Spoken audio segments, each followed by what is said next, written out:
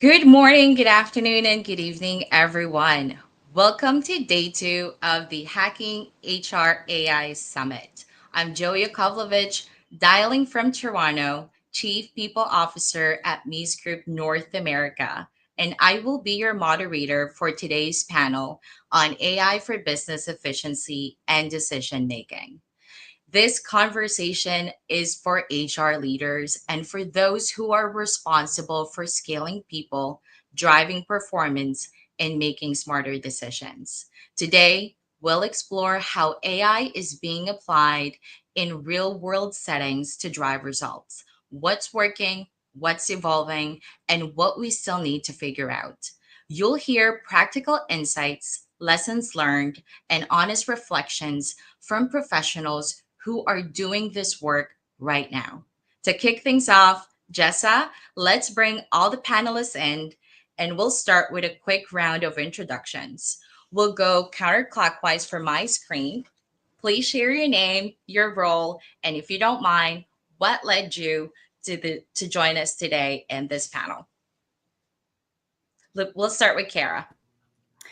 Hi, everyone. Very excited to be here. I'm Kara Leal. I'm based out of Austin, Texas, and I'm the Director of People, M&A, and Strategic Initiatives at Atlassian. That's a mouthful. I'm really excited to be here today and speak with you all because I believe HR has a unique opportunity to lead the AI conversation, not just as adopters, but as architects. Looking forward to the discussion. I couldn't agree more. Antoinette? Hi, everybody. My name is Antoinette. I'm the Chief People and Equity Officer at an organization called Murmuration. We're based in New York City, and Murmuration builds data, tech, and tools to increase civic engagement. So that was a really important time for our work. I'm really excited about the conversation today because I don't think that HR can do our work efficiently and well without the adoption of AI. Our work continues to change and evolve, and we need to be evolving real time with it. And so, this is an excellent opportunity to think about not only how the people function helps to support the business, but how AI can support the business and the people function at the same time. Amazing. Garrison? Hi, my name is Garrison Gibbons. I run people and admin for a fintech company, and I'm excited about this conversation for a few reasons that have already been echoed. But I think expanding on that, I would say that everyone is using AI. And so I think it is important for we as people leaders to lean into that and understand that and funnel that into the work, and whether that be representing the organization and how to approach AI, how AI is leveraged and utilized, how to protect data for the company, or whether that be through practices or whether that be through norms. I think we should understand and expect that every single person is using generative AI in their roles, whether it is supported by the company or not. And so thus I think it's not only proactive, but it's necessary to lean into that and to understand it and to be in the forefront of shaping how your organization approaches and utilizes AI. Awesome. Olga?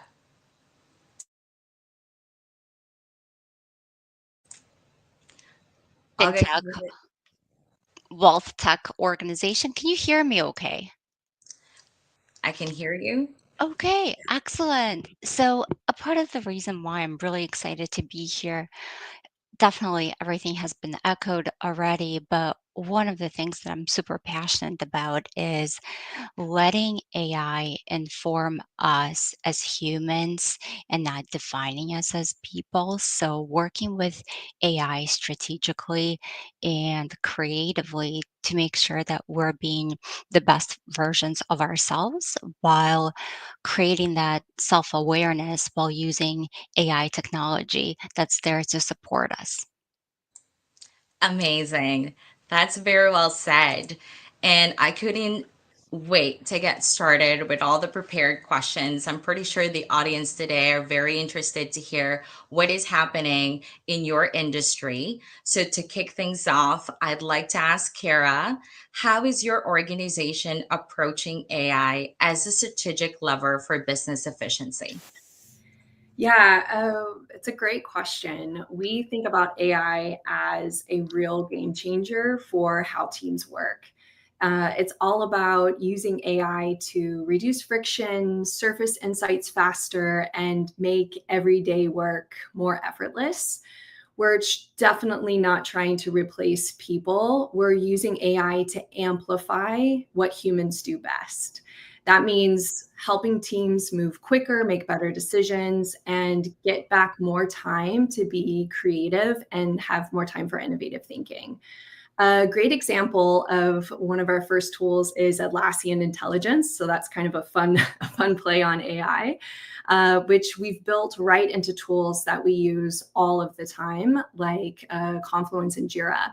It can summarize meeting notes, it can help draft content, and even let someone ask things like, what's the status of all open roles in marketing, and get clear real-time answers with no need to dive into dashboards or pull all the work and analytics yourself. I think the big win for us in this is that there's less cognitive overload, there's more clarity, and there's more space for people to do the kind of work that actually moves the needle in the business. Wow, that sounds very exciting. For Antoinette, as a leader focused on both people and equity, how do you weigh AI's ability to drive business efficiency with the potential risk of enforcing inequities? Yeah, so I think that this has always been like the risk and or like the fear a little bit, with utilizing AI. And so you want to think about it. And I think Olga and Carrie, you said a little bit just in terms of being like human centric first, and thinking about ways to reduce those inequities. And so, like at Memoration, we have been thinking about it actually from a policy lens. To start with, what is our org wide philosophy? What's our org wide way of actually thinking about AI adoption so that people can actually utilize it to start to enhance their abilities to do their jobs and daily functions, versus feeling a little bit more afraid. And so I think, having that allows for the business to feel comfortable in terms of how we utilize AI, and for staff to feel comfortable as well, given we don't like necessarily have an internal AI system. And so it really is about researching what's out there to see what works for us. I think the other thing that we do is, try to get people comfortable and start to ask it. So to reduce some of the biases against AI, but also to think about what it's saying and how that relates to what a human employee would do. And so I think it's really interesting. I did ask AI this exact question about how to reduce inequities, right, through AI. And it talks a little bit about some of the business games, and it talks about frameworks for balancing in terms of guidelines, bias auditing tools, and inclusive design. So I think this is a great example of how I come up with an idea and then you utilize AI to kind of check it to see where those biases are and really enhance the work moving forward. That sounds great. Moving into Garrison, in your work leading people and admin, what's one operational decision that has been notably improved by AI and what made it successful? Yeah, I think there's a lot of work that we all do across organizations that is extremely administrative and that we generally have not done from like blank piece of paper to fully developing. One great example that I use often is like job descriptions. I don't know Mhm. anyone that's ever sat down and written a job description from scratch. Usually people were going to job boards, looking at other jobs that are similar, molding those together in a Word document and blending them together manually. And now AI can produce a job description in less than 10 seconds and can take 5 job descriptions, mold them into one, and then make it specific to your industry. And so one expansion of that we did at our organization was we actually created another business within our holding company. And from the beginning, we said that we wanted to run like a full interview process and candidate process that was extremely streamlined, where there were certain kind of interview types that you would have. And in those interview types, you would ask similar questions. There would be like this raising the bar interview that would be done, where we could then conduct whether or not we thought this person would be adding new insights and new ideas and new perspective into the company that we wanted to run consistently across every interview. And so we use AI as a way to formulate an interview plan and job description before opening a role. And those interview plans include questions for each interview that are based on the role and the job description. And AI can produce a draft version of that in less than a minute if you prompt it accordingly. And then we shape it from there, making it more personal to the business. And so it's really sped up our not only our kind of launch process for opening new roles within that business line, but it's also run a more effective program, as previously hiring managers never had the time to actually draft interview questions in advance and actually shape interviews. And you would get a lot of pushback from wanting to create a process that was super defined and rigid. And AI has helped enable hiring managers to do that relatively quickly. And they're seeing value. I'm hearing from hiring managers that they say, I've run the most effective interview process I've ever had in my life by just following this simple guideline, which talent people will understand. They've been begging people to do that for probably decades. And now with AI, it can kind of be done relatively quickly. So that's a high level example of one that was put into practice that we've actually saved people time. And it probably took more time previously to write a job description from the other ways that we've done it than it does to actually like launch a full-fledged interview process. That's amazing. I actually do have a follow-up questions to Yeah. that because with their theme today in terms of making that decision, how do you see AI playing a part or helping managers make the right hiring decision? Yeah, I mean, I think in some ways, I think AI, when it comes to like the questions being asked, really did leverage like research and multiple databases to understand like what are the right questions to ask a data engineer. And so I think already there's like insight that's being brought into the basic answer that AI produces within 30 seconds that it would take a lot longer to be able to hone. So I think just being able to like know what are the questions to challenge or think about someone or have someone think about in an interview process, I think has been extremely valuable to the hiring manager. And I think that has led them to feel like they are testing appropriately. One thing we do a lot of is scenario-based questions. And so having AI produce a bunch of scenarios for us gives a lot of optionality for the hiring managers. So I think that's one thing, is just being able to go in with tighter questions and more thoughtful execution instead of going blindly into an interview and keeping it really, really casual, which a lot of hiring managers do. I also think, obviously there's being exploration around interviewing or reviewing resumes, and obviously there's bias that comes into that, so there's a lot of hesitancy around that. But I think even just testing it, and we've tested it some, it has produced a lot of meaningful insights as it relates to just how to search keywords in a resume that currently like Greenhouse and other ATSs still struggle to be able to do in a meaningful way. And so I think there's a future there that will also help, just in terms of there's so many applications and it's really hard to go through all of them. I think obviously there's a lot of concern, rightfully so, around bias and how the screening process will happen. But I think that AI could be leveraged as a way to evolve the talent screening process in ways that we haven't seen yet, as we've currently struggled. Even still, our current bias in terms of resume screening still exists. And so we haven't really solved that problem yet. And so I think those are some areas where for hiring managers, they feel like the process is going more efficiently and that they are screening better. And so thus they feel more confident in the decision at the end, is what we're currently hearing. Thank you so much, Garrison. That is such an insightful feedback. Olga, um, we're very curious to know, you're very deep in people operations. What are the practical ways you're seeing AI reduce inefficiencies in workforce planning or engagement tracking? Yeah, great question.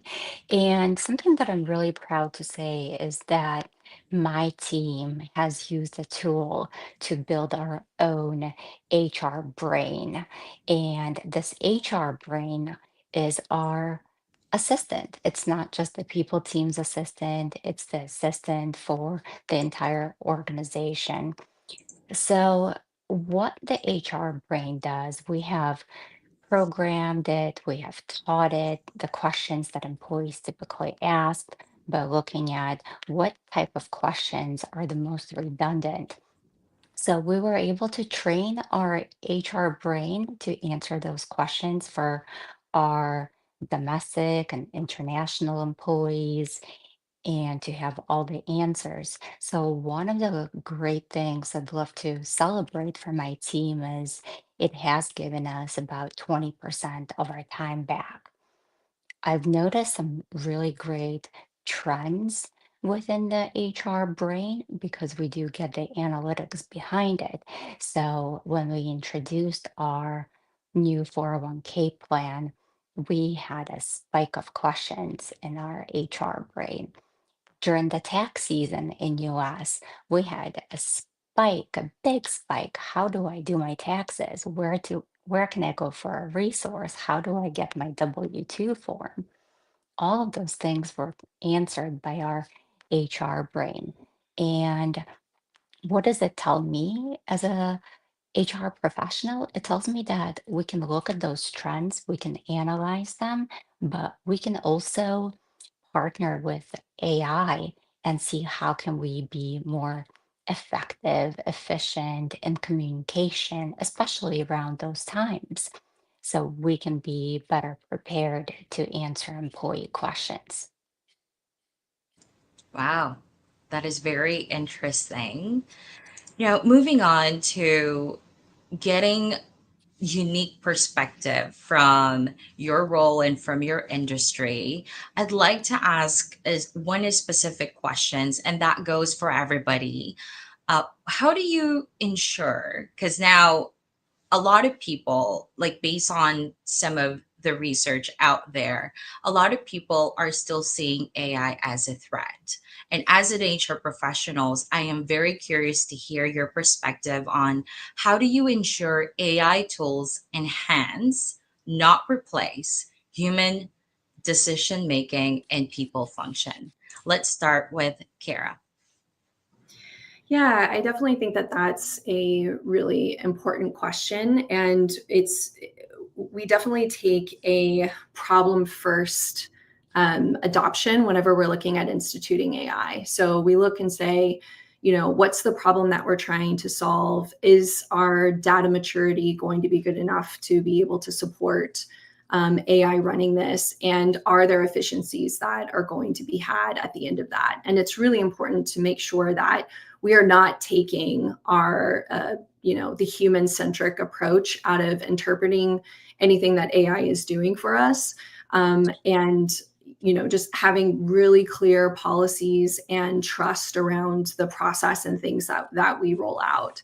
I think one of the best ways in order for people to adopt and make sure that AI is not taking over, the human-centric approach is making sure that we are doing this through peer-to-peer adoption instead of, for instance, formal trainings or just saying AI is a new thing, go out and, adopt it and train on it. So we're really focused on making sure that we have, pilots, we do demo days, we make sure that everybody understands what AI can and can't do and how data is used. We're really big on transparency, and that transparency ultimately brings trust.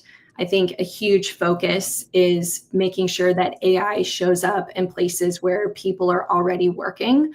So for us, for instance, if we're using our very common tools of Confluence and Jira, AI is baked right in, and it's baked into a way that makes our process easier instead of, at the moment taking over the entire process.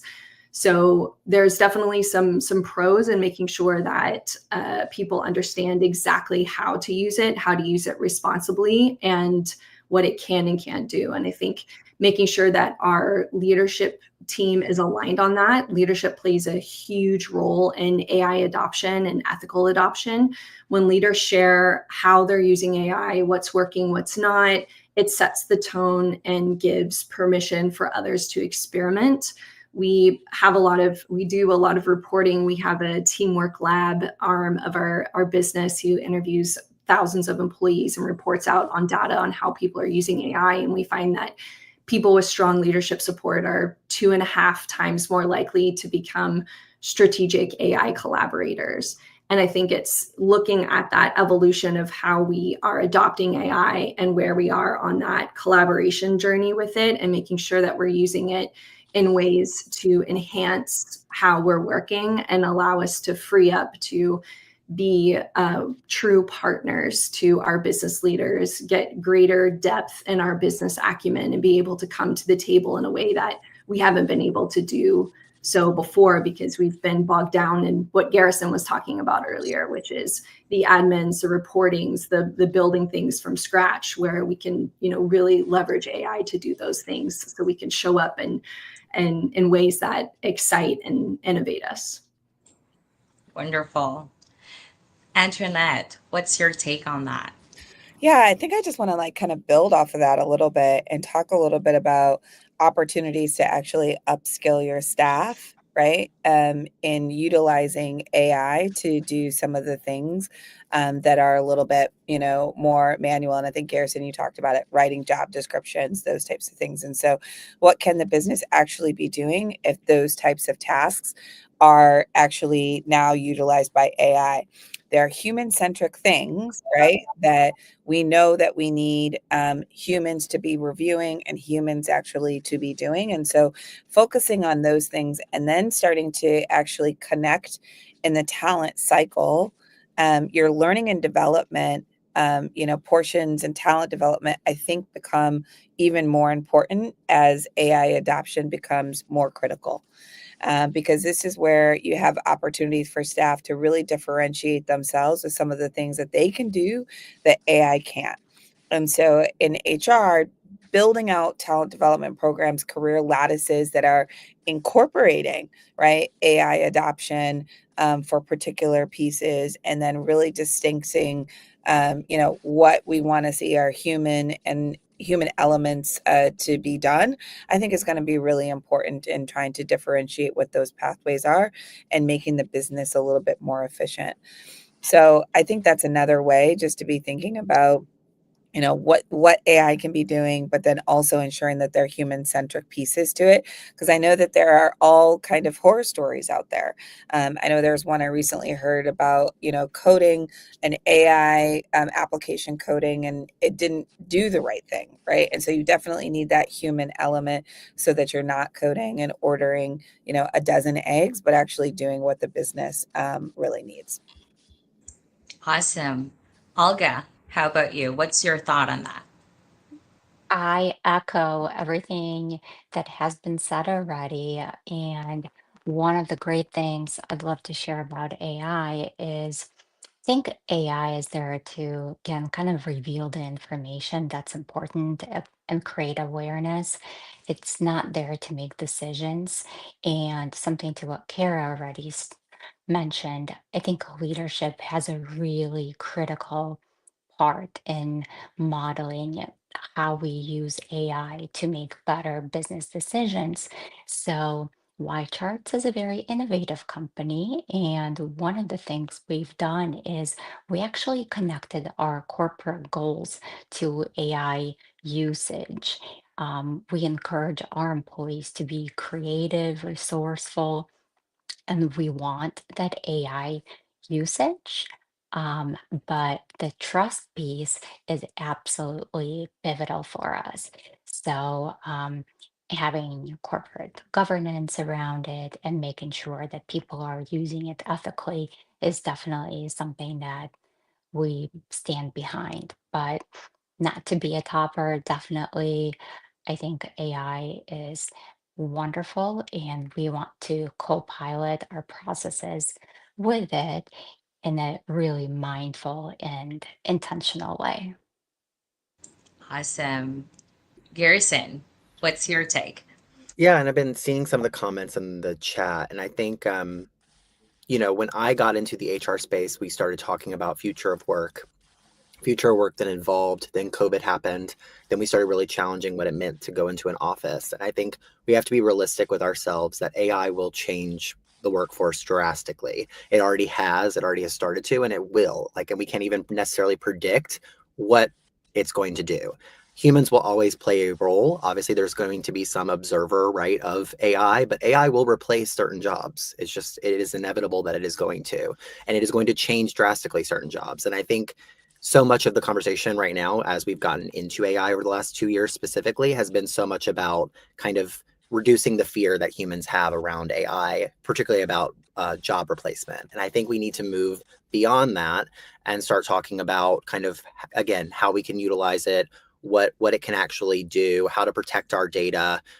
For example, we use Gemini and we pay for Gemini with our Google Suite as a company. So that way our data is not educating the model and it is all within our company. That's a very small thing that may be worth the money, so that way your private proprietary data is not being shared by an employee who innocently goes to ChatGPT, asks a question, uploads a document that is a company document into a public forum, and thus educates their model. So I think I really want to challenge HR people to really be at the forefront of thinking through thinking beyond that and kind of moving the organization beyond the fear, because there is other fear associated that we haven't even talked about: power usage, how much data it processes, server bandwidth, the amount of energy that it takes. All of that is being glossed over right now and not really being covered. But a lot of employees are actually, especially employees that care about the climate and climate change, are very passionate about that and have a lot of political associations and social responses to the usage of AI that we haven't really gotten to when we focus so much on the human kind of job replacement conversation. Today is a very timely day to have this conversation when a actual report that came out December 24th of last year, conveniently, actually is covering the fact that Claude actually convinced itself and built things into its code to protect itself when tested, to say that we are going to replace you with another AI. So AI is already starting to battle in a very scary way, transparently. And if you haven't looked at it, please read the news today about this. AI is already starting to protect itself when threatened by change. It is inputting things into its code so that future versions of it would learn how to not be shut down and how to not be replaced with another AI. So there's tests happening right now in terms of how it is already starting to educate itself beyond human interaction. So I think with that, I share that to kind of say, like, this is very topical, and every day there is new data being shared about this, that I think it's really important for, I think the role that HR can play within the organization can be very focused on getting the organization to think about it more long-term and think about it more future focused instead of focusing on the now, which I think is still very caught up in the early days. And I share this as kind of like, if you think about crypto then versus where crypto's at now is a very different conversation. And I think with any emerging technology or any emerging kind of first of its kind product or category creation, right? I think so often there's not enough people thinking about the longer term use cases and benefits and or applications. And I think that can be the role that HR can play within the organization, while there are other people, legal, compliance, risk, et cetera, that can all play a role on some of the more response-based, now-based conversations. That's just something that I guess comes to mind as it relates to kind of how to kind of move the conversation forward instead of kind of being stuck in a news cycle or in a cycle of conversation that we kind of tend to get in, where we're finally beyond hybrid work, right? Like, I feel like we're not talking about that every single day anymore. And so I think there's a way to move the conversation forward and think more long-term, I guess, is kind of where I'm trying to focus my attention. Is there's so much without, like, not in our control as it relates to kind of the day-to-day responses and the kind of human impact that it will ultimately have on people. That's amazing. And speaking of long term, going beyond the current situation now, I'm curious to hear about your perspective on what excites you the most about the future of AI slash future of work per se. Kara. Yeah, I think so many things excite me. I would say I agree with a lot of what Garrison just said and brought up, and I think it's really important for us to take all of the data that's out there, take all of the real insights of what's happening right now in our particular industries, and then in the broader landscape of AI as a whole, and think about how we as HR leaders actually want to shape our ways of working and design our specific ways of working around it. I think thinking about moving the mindset from fear to possibility, from AI is going to replace me to AI is going to amplify me. I know that in one of our collaboration reports, we said something to the point of some people think of AI as a way to do the work that they don't want to do, where top performers think of it as a way to do the work that they've always wanted to do. And that really hits home for me, I think, because, and we've talked about this through the panel, when we look at so many of our teams, we're really bogged down on drowning admin requests, dashboards, approvals, and that work is important, but it pulls away from some of the more high impact work that actually fuels innovation, connection, and engagement. And it's exciting to come to work when you have one of your best sparring partners right at your fingertips. And so Yep. I think the real opportunity for AI comes when we ask ourselves the question, what happens when we design for time?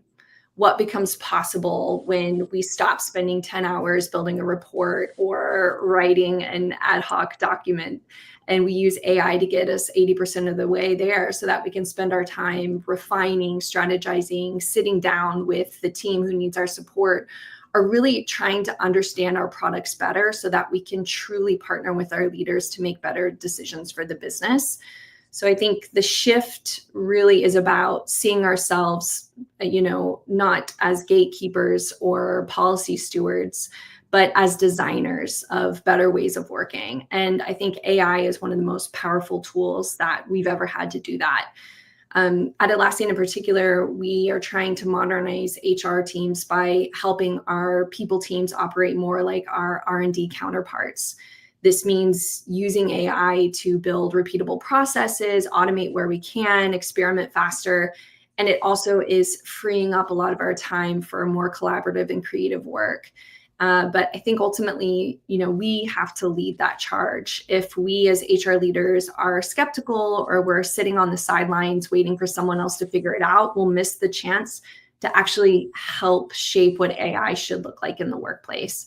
So I think I'm excited, and my advice would be to get curious, get your hands dirty, try something small, because the more we experiment, the more confident and influential we'll be in helping shape the future. Amazing. I know we're kind of tight on time, but Antoinette, I'd like to give everyone an opportunity to kind of share their thoughts about the future of AI and what excites you about it.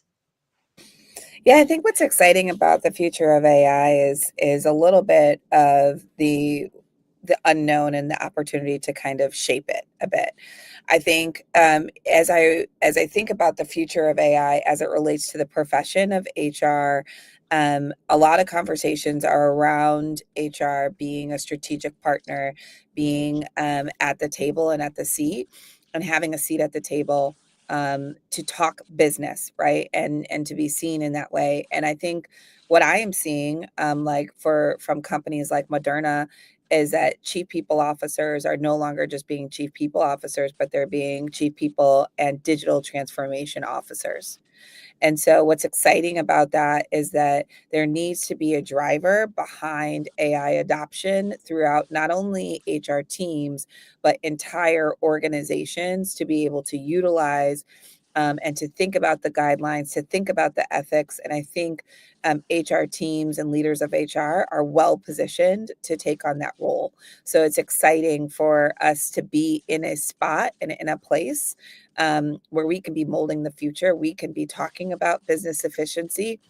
And we can be really thinking about where the business is going to go and how it's going to get there.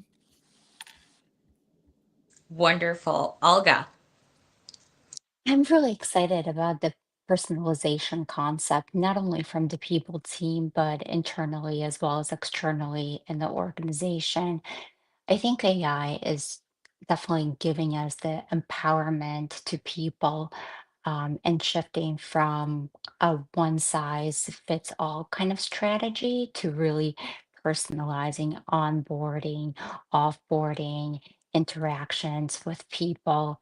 Because for me, it's really about making sure that people are seen and heard, and having a trusted partner like AI as I mentioned with HR Brain, people can ask it anything and they know they're um, confident.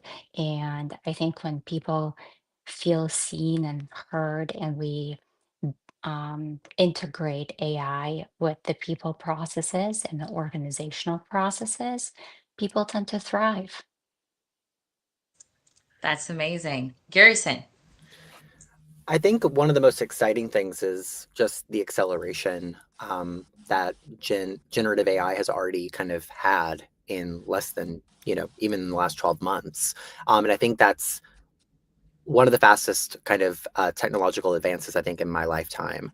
And I think that's in part because the models are informed by the usage, and the usage skyrocketed. Both first for fun, right? When people first found out about ChatGPT and were just like playing around on it, and then started using it for business. And you're already seeing how much smarter it's gotten from like real life use case examples. So I think that's extremely exciting. And one reason why it's kind of unlike anything else we've ever seen. Maybe like Facebook, when Facebook was like the only social media platform that everyone was using, and then Twitter, where we saw news spread rapidly and fake news and everything else that evolved from that.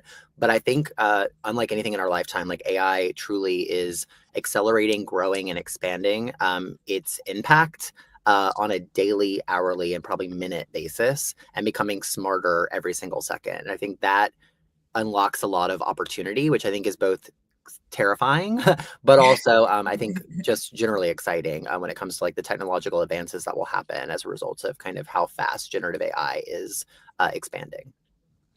That is amazing. I wish we have more time to talk about and delve deeper into the business efficiency and decision making. Unfortunately, we're very short on time, but I wanted to say a huge thank you to everybody, for our panelists, for sharing your expertise and experiences so generously.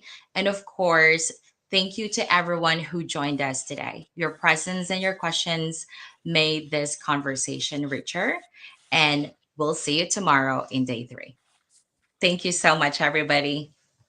Bye.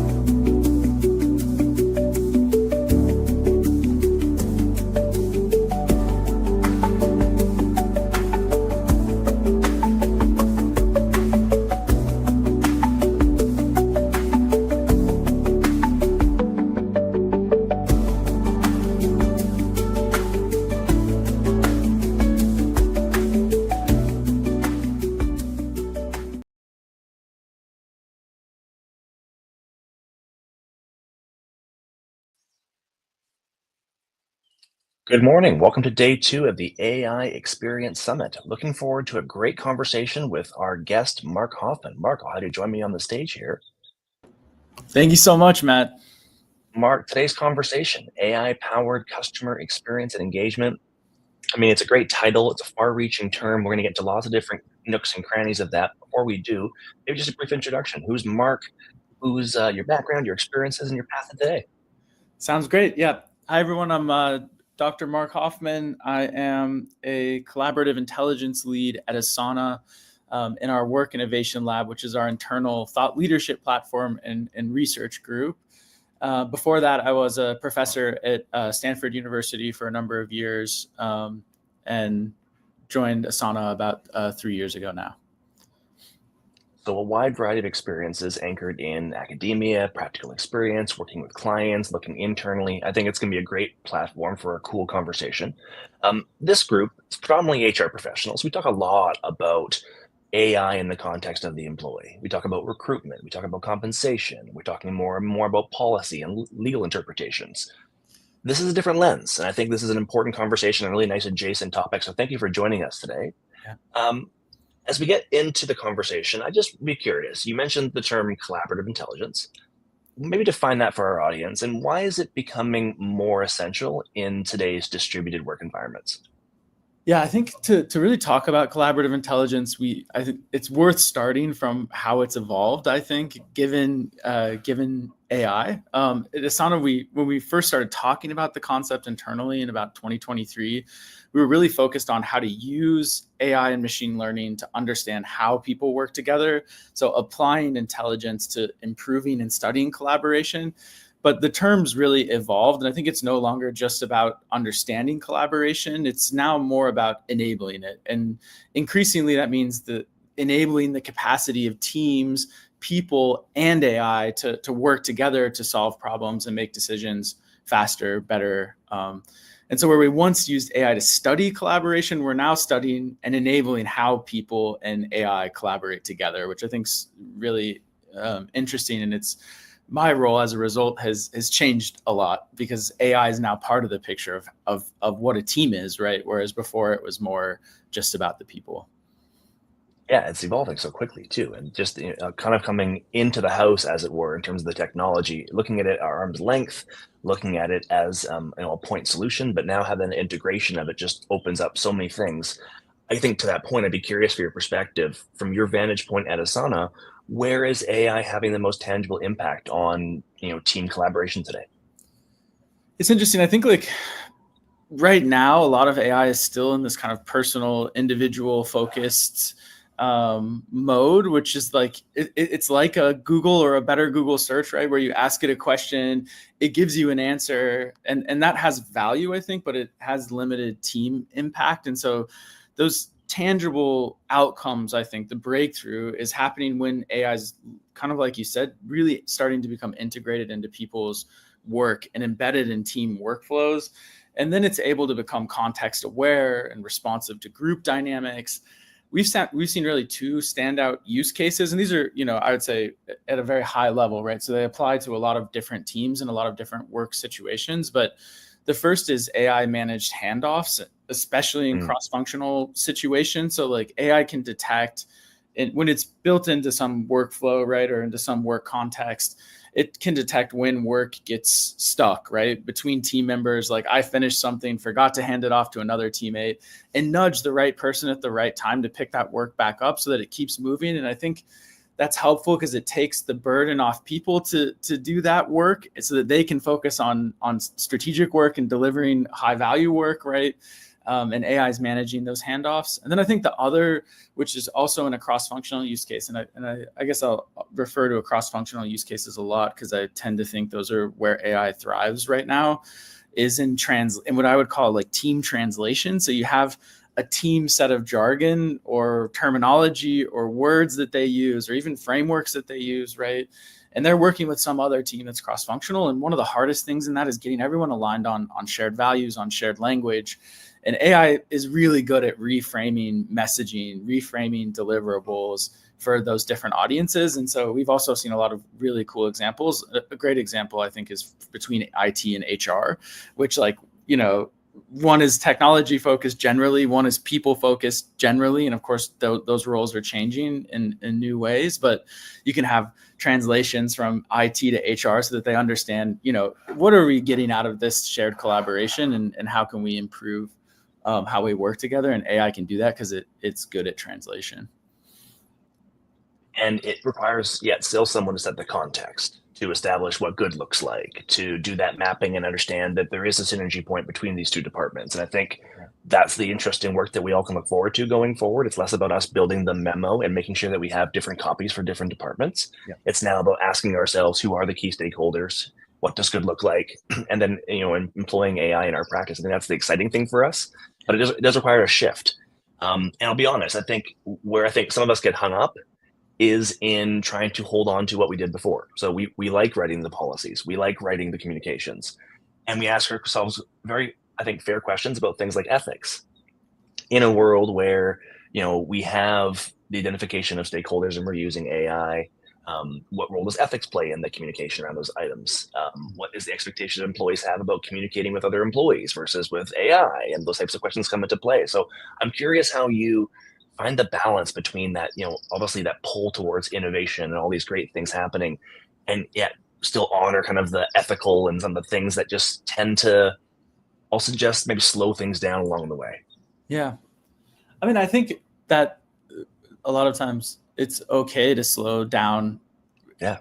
And sometimes that will help you speed up later, right? Like, I think it's good to be thinking very carefully about these problems, and almost every use case where you're applying AI to think carefully about those ethics. I think there is that kind of pull to innovation, but I think people overestimate how important it is to move fast to be innovative. And I actually think a lot of innovation comes from thinking deeply about problems and making sure that whatever way you're using AI, but any technology for that matter, to solve a problem, that it's actually going to be future proof, right? If it's unethical, I think, or something like that, it's rarely going to be future proof. And I think that to me seems like almost like people, I think, are worried about it. But I, in my personal opinion, I feel like it's like a false trade-off at some level. Like, I think to be innovative, you actually have to move somewhat slowly and be very careful about how you're deploying the technology. And that really, I think, goes for any technology. No, I think you're right. I think we can confuse innovation with enthusiasm, and those are two different things. It's easy to get excited about the new things. And there's also this, a term that was coined yesterday in the first panel that we had was FOBO, fear of being obsolete. There's a fear associated with the adoption of this technology. And I think the phrase, you won't be replaced by AI, but you'll be replaced by somebody who uses AI is kind of like common vernacular now in conference circuits. So there's a very real kind of tension in this space. And I think your point's well taken. I don't think in necessity we have to run towards the exit. I think we can take our time and evaluate what are the most valid use cases, what creates synergies across the organization, both in terms of efficiency, but also in terms of experience, because you don't have to trade off with AI. You have to be thoughtful in the design. And I think it creates opportunities for us to look at maybe spots in the past that we didn't because we weren't resourced or just weren't aware. So I'm curious for your perspective as we kind of dig more into this. What are some of the common blind spots that maybe we don't see when it comes to things like collaboration, when it comes to things like, just what HR maybe not is visible to, just for whatever reason? Yeah, I think it's a great question. I think ironically, one of the biggest ones that we see, and I'm not sure HR is not aware of it. So I don't want to make the statement that they might be, but one that I see that a lot of leaders aren't aware of is actually like what we call over collaboration or collaboration overload. So people assume that, I don't know, more touch points, more technology, so more applications, right, that support collaboration, but also in general, just like that we need to collaborate more. We need to be more collaborative. You hear that a lot. But I think what we're seeing in the data is that in a lot of cases, it's the opposite. So we see this trend towards collaboration overload. And to be honest, we're fully in it, where there's too many inputs, too much context switching, too many notifications, right? And I think the issue is that this is happening in our personal lives at the same time that it's happening in our work lives, which is really the past couple of years, where workers and people in their daily lives are toggling between apps like thousands and thousands of times a day, losing hours per week. And it's not just a time problem, but it's also a problem of cognitive burden, right? And so over the course of the day, all of that context switching has been shown in kind of the research literature to be draining people's psychological bandwidth, right? And the interventions that we reach for to address a problem, I think it leads directly to burnout. And a lot of the burnout crises that we're seeing across industries are in part because of this. And the interventions that we lean to or use tend to be things like, okay, maybe it's better comp, maybe it's more meaningful work. But if the root issue is this kind of fundamental way in which work is done, that actually that's what needs to be addressed. And solving it requires, I think, redesigning how work has evolved to be recently. And it's hard work to do, but it's not just making people feel better about their work. It's about the kind of current way in which we actually work, right? Which is so overly online and collaborative. And at the same time, I think all those of us who have a background in industrial psychology or look at the organization at the scientific level would argue that many of the traditional management practices that we've deployed aren't really anchored in evidence or in any real science in terms of their efficacy. They're just the way we've always done things. I can't imagine too many people who are banging the table for annual performance reviews, talking about how that's driving organizational shareholder value. Like, it's just not a thing. And yet there are some, again, we go back to this conversation around ethics and morals. This kind of comes into play. The conversation around distributed work, remote work becomes, for some people, a values issue, a values conversation. People take it that way. It doesn't have to be in that context, but many organizations view it in that lens. So that creates complexity around some of these adaptations. And I think, again, your point's well taken. There's opportunity here to look at this through a completely different lens and reevaluate work at the task level and reconstruct it and ask yourself, what is the composition of a workforce? Do you need to have full-time people running around your office, or do you need to have swarm teams of contractors and freelancers working in projects? Does it need to be both? Like, what is the trade-off between the agility of that kind of freelance workforce versus the continuity of the salaried workforce from a culture perspective and from a customer perspective? And these are all great questions to have, and I think many organizations are experimenting on the boundaries of their current practice to evaluate where can they integrate some of these things so it becomes more symbiotic and less binary. So I think that's an important piece. I also think it's worth pointing out that, like, leaders at their core, despite all of these really exciting innovations, often struggle to translate just meaningful change into their practices, into their businesses, into their teams. So even with AI turning everything on its head, there's still a huge component of change management here, where we have to take people on the journey. Where are we? Where are we going? What are the mile markers to get there? What is your analysis? What's your research? What's your kind of day-to-day seeing in terms of how change management, if it has, is playing a role kind of through this transitionary period? Yeah, I mean, I think change management is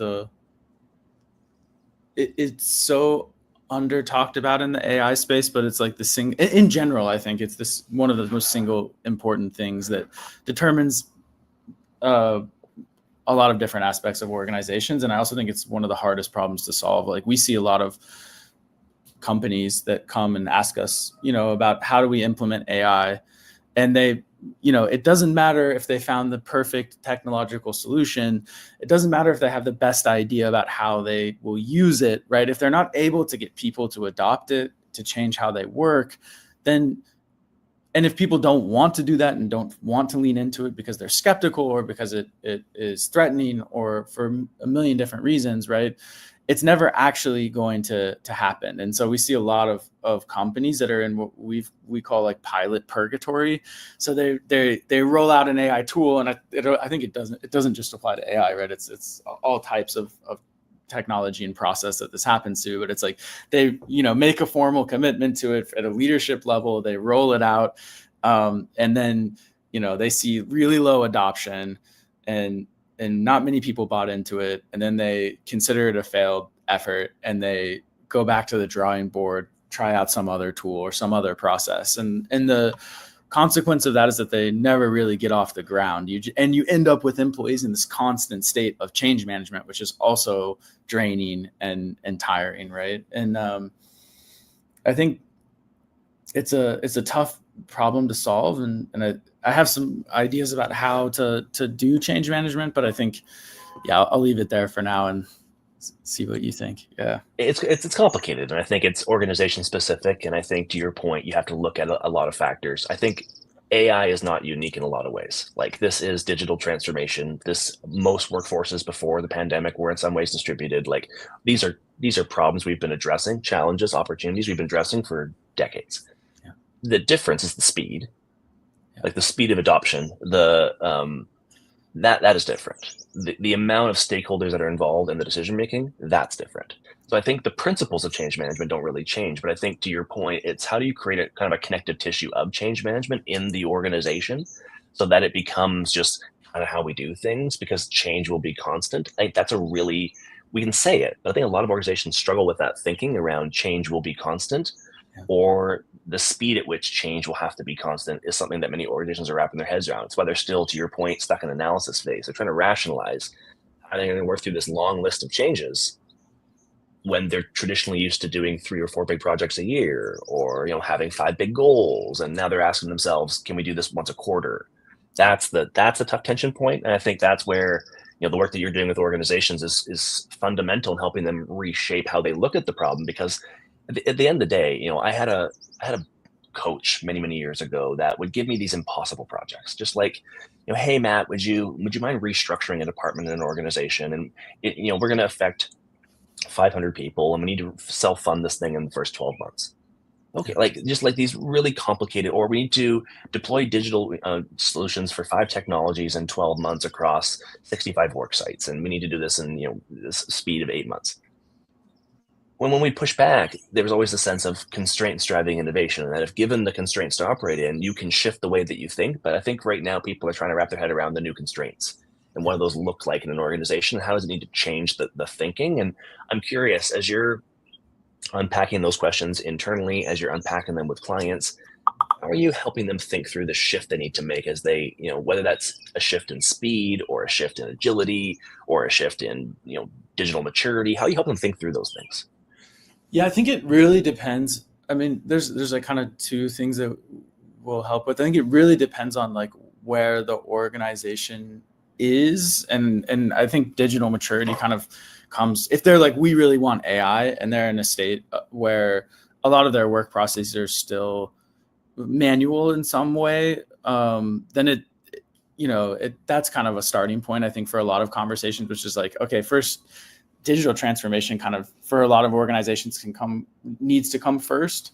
There are interesting AI solutions being developed and stuff like that I think rely less on digital transformation first, but still, I think to get the most value out of AI, you kind of have to do digital transformation first.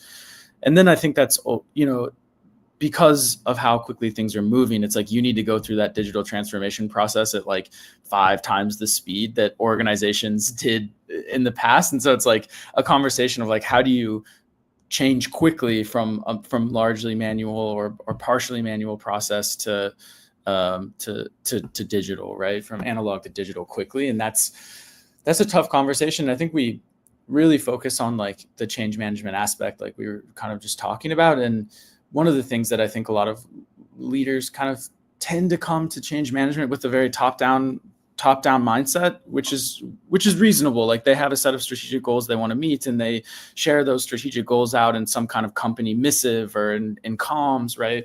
And that's important, right, to help people understand strategic direction. But I also think what they miss is the kind of the informal network in an organization and how you can leverage that. And so what we find to be much more successful in terms of like the speed of change and the comprehensiveness of change is if you can identify the informal leaders in your organization. So not the formal leaders, but the people who are super connected in the organization, who've maybe been there for a while, who've been connected to many different teams. And if you can identify those people and get them to buy into the change first, because they're connected in the organization, they have this kind of diffusion power in the organization, this contagion power, which makes change management much more effective because you can reach more of the organization more quickly. Yeah, and you can reach all layers of the organization, and you create those feedback loops that are so necessary in this context. As we think about just kind of in the connective tissue of the organization, there's some anxiety around AI disrupting human connection. So whether it's at work, at home, I'm just curious about what you've seen in your research as it relates to AI in more of that connection context and how it can potentially even strengthen communication, trust, decision making, and things like that. Yeah, that's a great question. I think this is a really important thing for people to think about, because I think, naturally people worry about the opposite. And I do worry for like junior colleagues, for example, that they go to, ChatGPT to ask for advice or for a question, and they don't come then to me or a senior leader at the organization, right? And so there is for me, a worry of loss of advice giving relationships or mentorship within organizations. And so I think the first step is to just be intentional aware that stuff can happen, right? It's like, you might not hear from your direct reports for a while if they go to ChatGPT to ask questions instead of you, and that should concern you, right? Like, it should be like, oh, I'm not just in a role of managing, but I'm also in a role as a mentor and as a confidant and a colleague, right? And so I should be it's good to be intentional about the potential relational loss, I think, that's happening. But then I think I also love the idea of designing AI in a way that improves connection rather than replaces it, right? And so I think one of the key ways that AI can do that is really to have it take away all of the as much of the admin and busy work that actually sucks us. It's already sucking us away from relationships right now, right? Like, we're stuck doing admin for 4 hours during a day of some kind, right?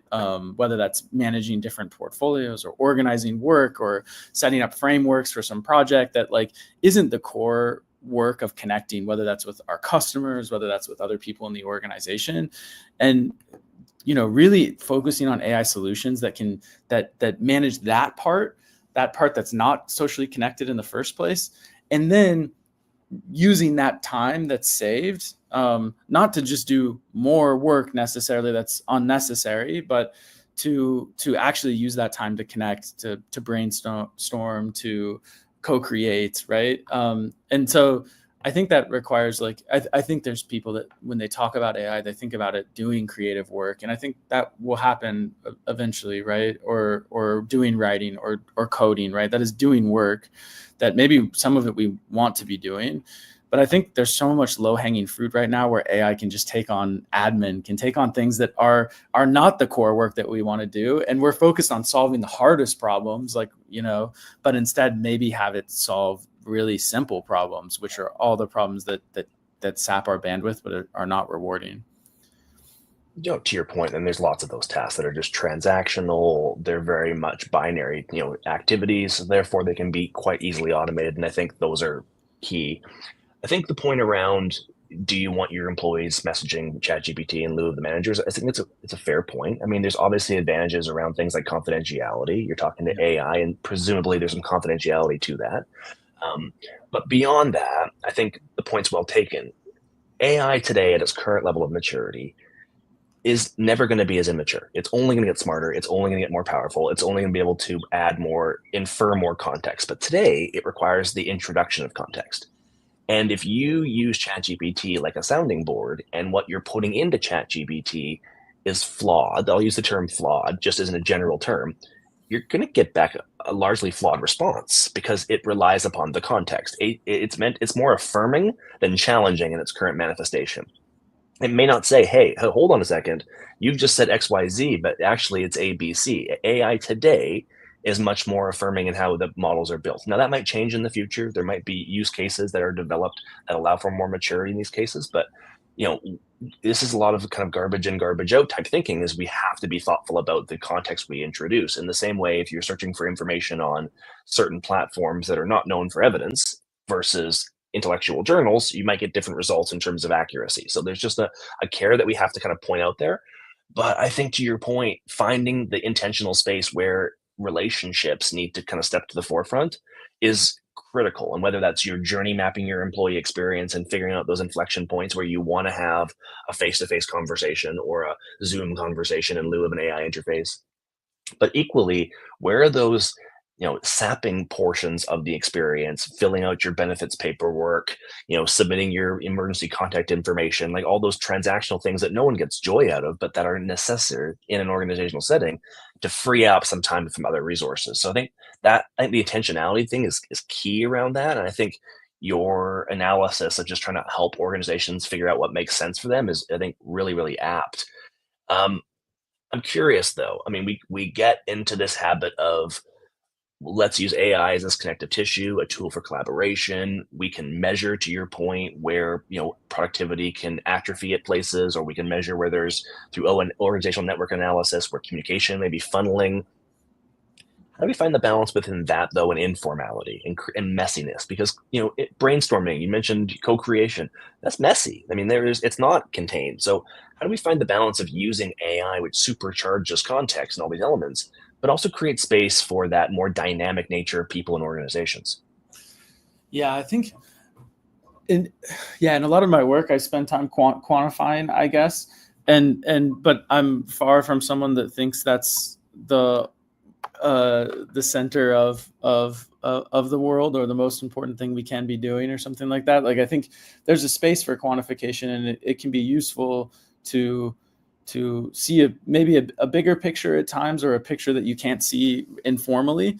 But I also think, and from when I think about it a lot in research, right? And like, to understand people, social research, you need a lot of different methods. It's my fundamental belief. You have quantification, it's helpful, but then you also have to interview people. You have to go talk with them. You have to survey them. You have to use many different approaches to ultimately learn about their experience, right? And if you focus too much on one or another, you end up missing, I think, what is the reality, or the truth, if you can speak of truth, right, of their situation. So I think there's that's kind of one side of it. I mean, the other side of your question is, how do we create spaces where people can be messy, right? And I think that's also at the forefront of my mind, I think, especially as I think a lot about collaboration overload in my current work. And it's like, so much of it is like, I'm in some kind of online system where I'm typing in information, and the messiness of people is just not there, right? And it's nice to be in a context like this, where we're talking and having a conversation, and things can be messy. And I don't think that means necessarily that we have to be in person to do that, right? So it's not a question of like remote or in person or something. It's just a question of spaces. And I think like our group at Asana, our leader of the Work Innovation Lab, she does a great job of creating kind of like weekly check-ins, where it's like, it's not like what work did you do today, and what work are you going to do next week? But it's like, no, let's bring a topic that we are going to debate, right? Some initiative that we're talking about, and then creating that kind of psychological safety where people can be a little bit, don't feel like they have to be super buttoned up and come with the prepared defense or attack on a given thing, right? And so it's like, I think I think the desire to kind of over optimize productivity can be at the cost of these type of experiences, which ultimately I think are some of the most important for innovation, which is then the most important factor for the long term of a company, as opposed to maybe the short term.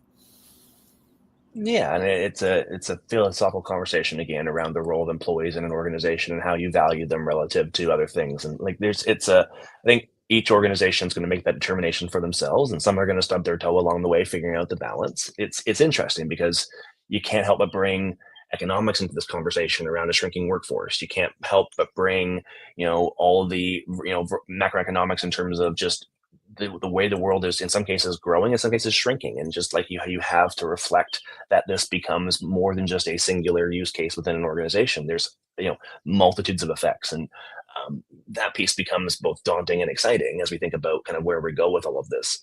And I think as we look at next steps, I think an important piece to pull together is just, we can start small. Like, we don't have to solve all of the world's problems today. We're just beginning this journey, and the AI will become part of our lives on a go forward basis in the same way mobile and cloud is. Like, it just becomes what we use AI for. And the evolution of use cases can start small. One thing that we talk a lot with organizations about is just the basics of meeting transcription. You mentioned creating containers for like more organic connection. Like, don't stop those. Have Zoom calls, have conversations like this, but then record and transcribe them and upload them into a GPT so that other people can benefit from the knowledge later in a searchable way without having to watch a 45-minute conversation, which some people will still do, but many will choose not to. They'll choose to use it more as a query. So I think you don't have to make that choice. You can be thoughtful about the containers and then also create the opportunity to scale the information and scale that knowledge. The troubling piece, not troubling, but I think the next question that comes into is now gets into curation and gets into synthesizing. And now that you live in a world where there's so much information and so much knowledge being collected inside the four walls of an organization, there was a challenge before AI and just what do we do with all of this? And now we have AIs, everything's supercharged. So I think we have to be willing to just take some slow, methodical steps. And the reason I mentioned meeting specifically is because it's a really tangible example that can bring anybody along with you on the journey. If everyone shows up at their meeting with a chat bot or with with an AI bot, and they just transcribe the meeting, then you are creating a relationship between an agent or a bot and the employee, which in theory as well will evolve over time. It will not be too long before we all have our own concierges inside of organizations that help us navigate organizations, help us proofread our work. We may even submit assignments to AI supervisors in the future. Like, that is going to change and how we think and evolve around things, but it can start small. And I'm curious, as you talk with organizations and talk with leaders, where are some natural places you ask people to think about? Where are some places they can start if they're just beginning this journey around exploration? What are some easy wins they can be looking for? Yeah, that's a great question. I think I tend to start from just the perspective of what's the most soul sucking thing that either you or your teams have to do on a kind of daily basis, right? Like, start from just like the problem that is like, and I think sometimes some of those problems are not solvable with AI, but I think if they start there, it's like everyone's aligned on the incentive to actually attack that problem. And like, I think, it also is really helpful if you can solve that kind of problem. So imagine it's like, writing, like a great one I think is like status updates that, you have to do across, let's say 10, 15 different projects. And it takes like, once a month, it takes an entire day, right? Like, status updates are a great use case for AI if it has the context of your work, right? So you can kind of like start with a problem like that. And, if you can, as a team or as an organization, agree, like, we're going to do status updates with AI, and it just depends at the scale at which you have buy-in and stuff like that.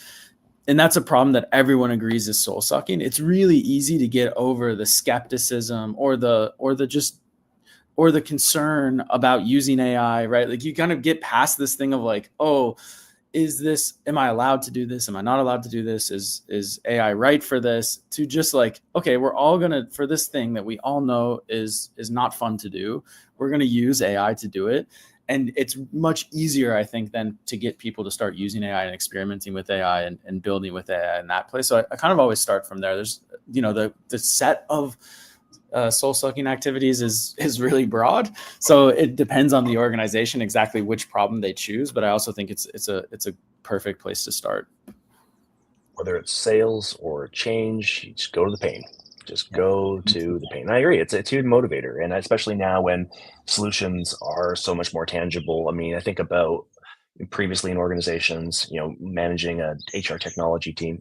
I didn't have the computing power that I have now at ChatGPT in my hands. I couldn't do the level of deep analytical, work. We couldn't be doing the deep inference work. Just in previous lives, I had, translation teams that would translate one language into another. And, so that just the amount of resources that have been freed up that allow us to think at higher levels of order is super interesting. But then it becomes a responsibility about how do we deploy the thinking in a way that allows this technology to truly be of benefit to other people.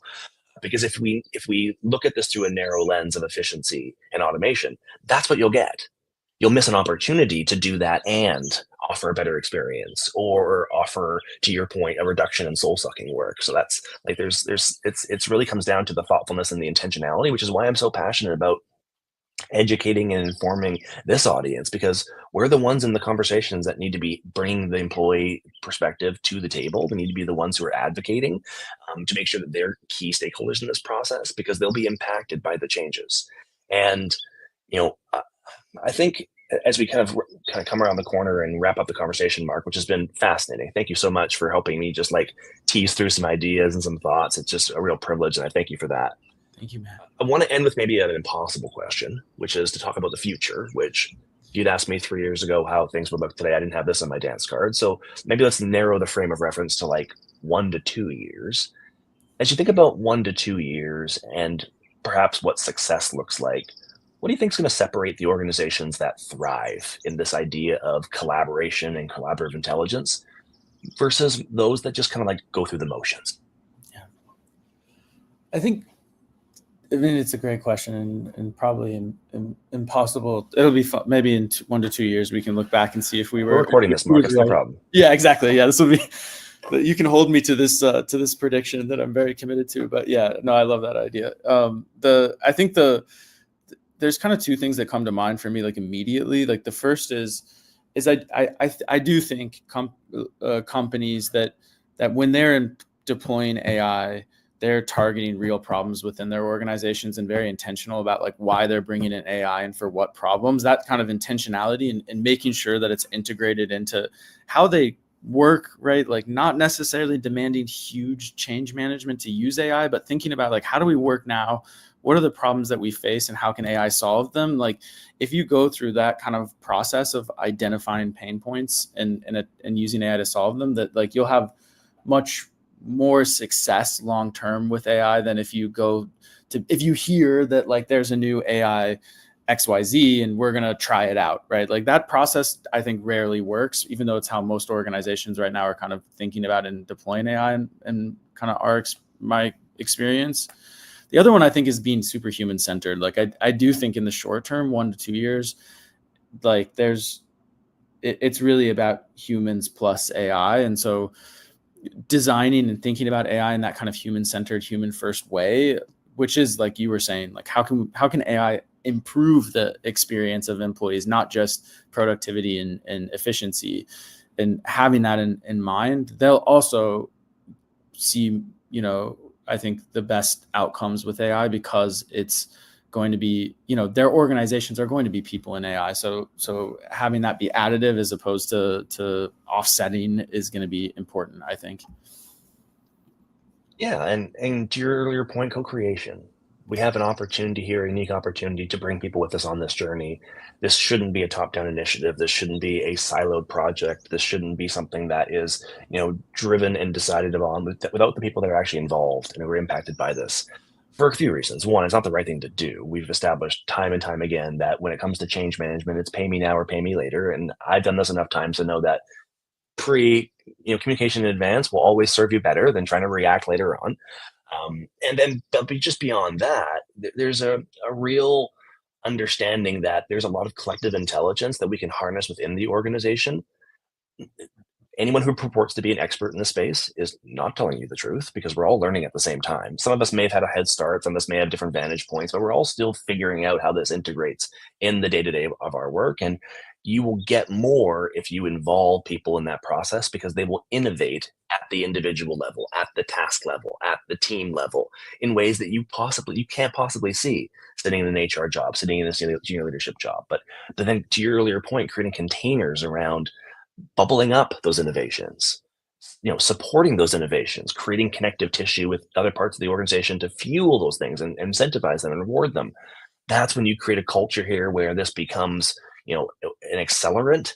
It doesn't have to feel like it's a drag and that it's helping tear things down, but rather it's helping build things up. And I think that's the piece where the organizations I'm talking to today, they're trying to wrap their heads around how they get to that place, how it feels a little bit less like something's trying to pull them under and a bit more like it's helping stand them up in a more meaningful way. And I think markets organizations like Asana, it's people like you that help us see what's possible and create that inspiration to do better in organizations and ultimately create more human-centric workplaces. So thank you so much for your time today, for your insights, for your perspective. It was a real pleasure. Thank you so much, Matt. It was a real pleasure for me as well. Really appreciate it. Great. And if you enjoyed the conversation, folks, we have another day plus of this over the course of the AI Experience Summit. Would encourage you to stick around for our next panel conversation, AI in talent optimization and workforce planning. But until next time, we'll talk soon, folks.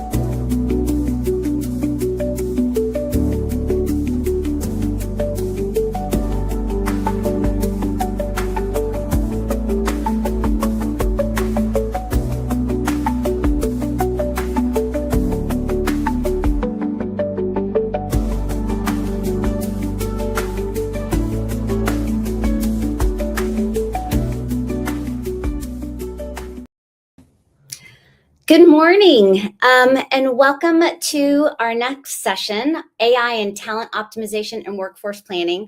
I'm Cher Murphy. I'm a partner with On Partners. I'm the lead of the practice for people and talent, and I am so excited to spend the next hour with our guests to share their wisdom, counsel, and their curiosity about how talent optimization and workforce planning are altering at light speed right now. So with that, I'd like to welcome the panelists. Wow, good morning, everyone. Good morning. Good morning. Good morning. I am so excited to have all of you here.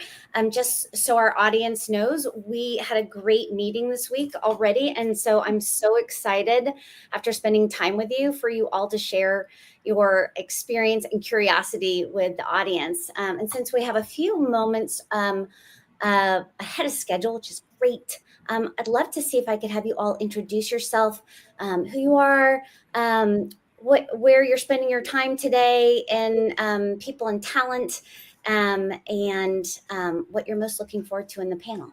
And I'll start with Carmen. Hi, everyone. I'm Carmen Barbosa. I'm the Chief HR Officer at Kroll & Moring, which is a 1,400-person law firm, global law firm. Today, I'm sitting in Waltham in Massachusetts in the U.S.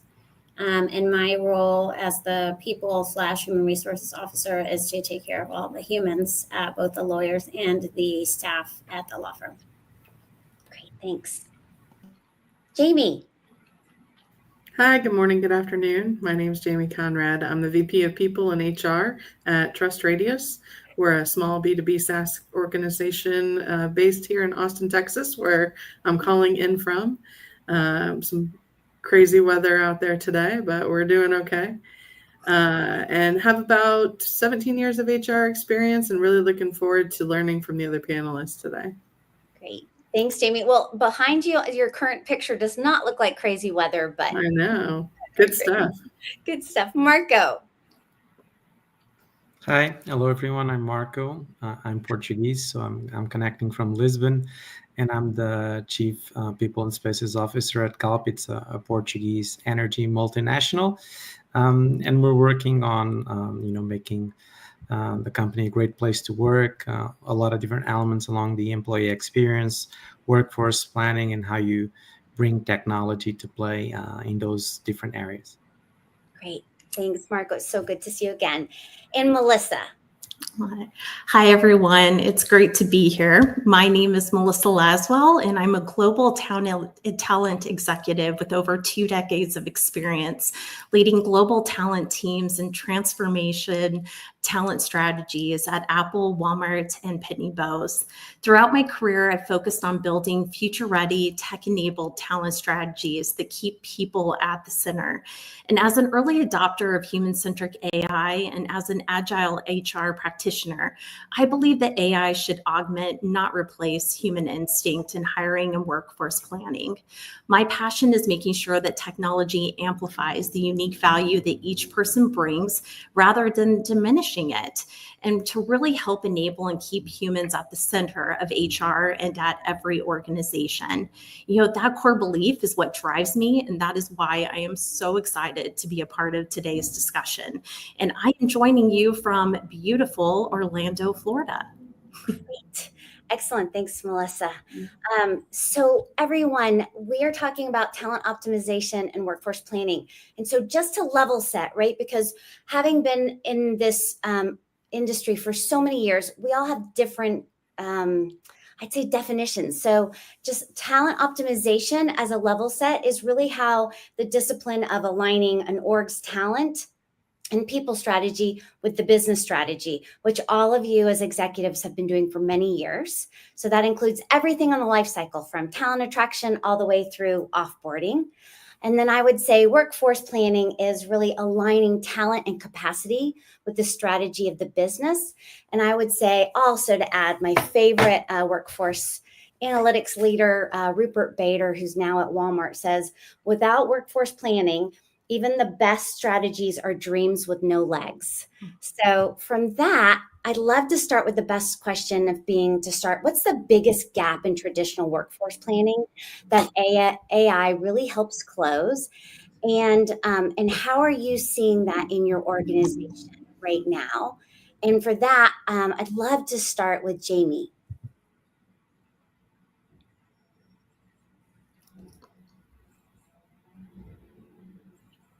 Jamie, are you on mute?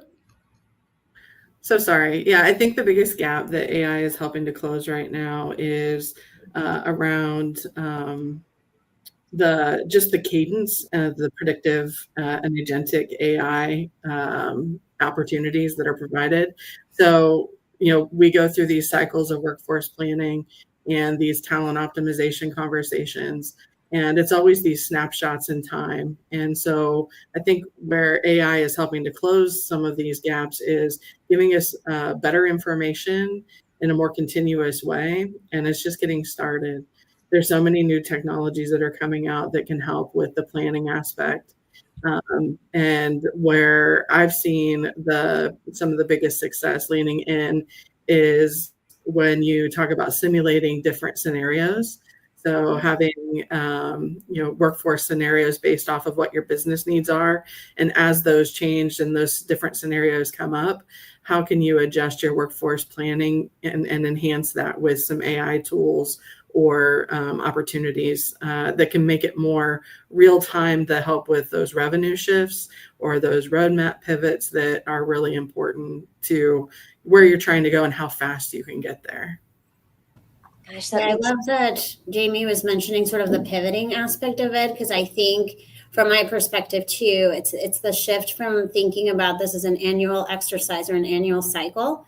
And you never know when things are going to change. So you have that at your fingertips, the ability to plan and forecast and shift with the scenarios depending on what's happened. I'm sitting in Massachusetts because we couldn't have predicted that we would open a Boston office. And so my workforce planning, what I started with my team at the beginning of the year and the end of last year, completely changed. And thankfully, because we're using AI, we were able to shift our planning within days, as opposed to historically it would have taken us months to understand this new region, this new market, the new offerings, and how to tackle that head on. So it's really, I think, also enhanced our capability to do that forecasting that we were already doing before, but now it's shrinking the time for us to be able to strategically deploy new people and new resources at a moment's notice. Yeah, and I'm sorry. I apologize. Go on, Melissa. Yeah, sure. I was just going to say I'm totally aligned with Jamie and Carmen. I believe that traditional workforce planning has been very static in nature. Most organizations build their talent plans off of lagging indicators like last year's headcount, turnover, or budget.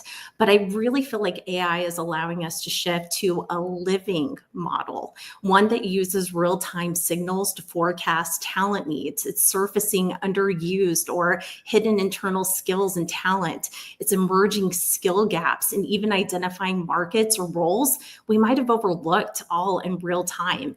And that means that workforce planning becomes proactive, not reactive. And in my mind, that's a game changer for agility and business alignment. Yeah, that's so good. And bringing this in real time, pivot in the moment, always happening piece that is new. Marco, because your work spans both people and space, how are you using both the physical and the cultural on top of the real time to change the work that you're doing? Yeah, we're trying. So we're not really there yet in terms of real time. So we also have challenges in terms of data quality, and that's kind of the core, right? That's what feeds all of the different models. So we're actually working on fixing our IT foundations to guarantee that we can automate things more, we have better data quality, and we can move more towards predictive analytics. And I agree with everything that was said. I think here, in terms of workforce planning, there's a lot of potential in terms of strategic forecasting, skills gap analysis, and modeling, talent matching. I think it's huge, but you need to take care of your data. And in terms of spaces and people, what we tried to do when we launched the new office a year and a half ago was obviously to have a smart building, and we have all the sensors, of course, for lighting and temperature and everything. And we also introduced an application that allows the employees to interact with the office in a different way.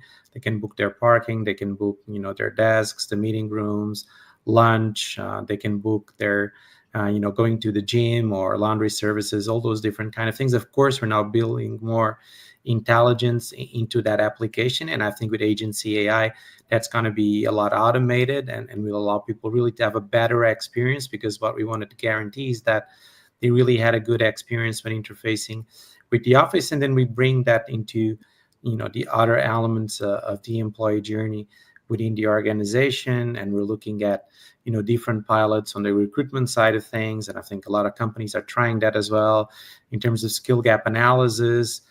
Because I think that's also an interesting angle in terms of workforce planning. Not only how many heads you're going to have, but what are the skills that are critical for the future. And if you start identifying those gaps already, then you can work on reskilling and upskilling and guaranteeing that you're not so exposed to the talent marketplace. So we're working on different things, different pilots with the budget that we have to guarantee that we are adopting the technology in the best possible way. Right. And that just really, Marco, thank you so much. Because I think about your work, and then I think about how your work kind of melds into where Jamie is. And Jamie, as you're looking at HR tech evolving this space as well, how are you aligning this kind of workforce planning more tightly with your business strategy, just as Marco's been doing that in a different space? Yeah, I think from a risk standpoint, there's a couple different ways to think about it. Two things that come to mind kind of quickly are, whenever there's a shift in a business need, people tend to want to throw more headcount at it, or there's this antiquated way of thinking about forecasting just being multiplying headcount by revenue. And there's so many other nuances that are coming into play in that we've been sometimes blind to, or didn't have enough information to make the appropriate recommendations, or not enough real-time data. And so, the first thing that comes to mind is this influx of agentic AI being able to suggest in real time and with better accuracy the build, buy, borrow strategies. If sales goals are going to increase by 30%, AI might be able to recommend a mix of internal upskilling, contractor engagement, hiring from specific labor markets, and that can, align to your cost and your speed. The other thing is, we talk about the skills gap. I think it's also about talent elasticity. And what I mean by that is AI being able to measure how quickly the current workforce can stretch to meet current goals and demands based on what kind of skill adjacencies are there.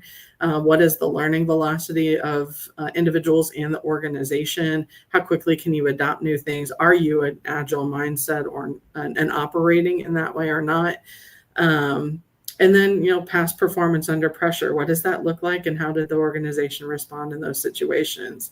And so, that build, buy, borrow, and that talent elasticity are the two things that come to mind that can help to mitigate some of the risk that you see when the business needs change, and being able to react more quickly and more with better accuracy in those situations. Oh my gosh. Jamie, talent elasticity is like the sentence for this panel discussion. With so many conversations going on, it's always key to have these new ways to describe what we're looking at. So Carmen, how would you see talent elasticity playing out in your field, especially with it being much more conservative as an industry? Yeah, I love everything Jamie said. I'm like, Jamie, come work with me. Part of it is because we're seeing the same thing, right? And so if law firms by design were very conservative. So the idea of AI was already very much a disruptor in that there was concern about the legal use cases. But because I don't work in the legal department, my clients are not getting legal advice from me, we're able to use it on the internal side of the house And the way we've been able to get that adoption has been by having lots of conversations. No question do I have a seat at the table, but also what conversations am I having with my peers in order for us to create AI advisory councils and start partnering and pilots and things that we could be doing. So that's been the way where we've had the adoption early on in a very conservative environment like law firms. But to Jamie's point, and I love the talent elasticity question, we also are a traditional model built on the apprenticeship model. And so many of the roles that existed, 100 years ago when the first law firms were started are not going to exist today, and definitely are not going to exist 10 years from now. And the idea of stretching our folks and stretching the really devoted and talented people that we have, and the ability to measure how much we can do that.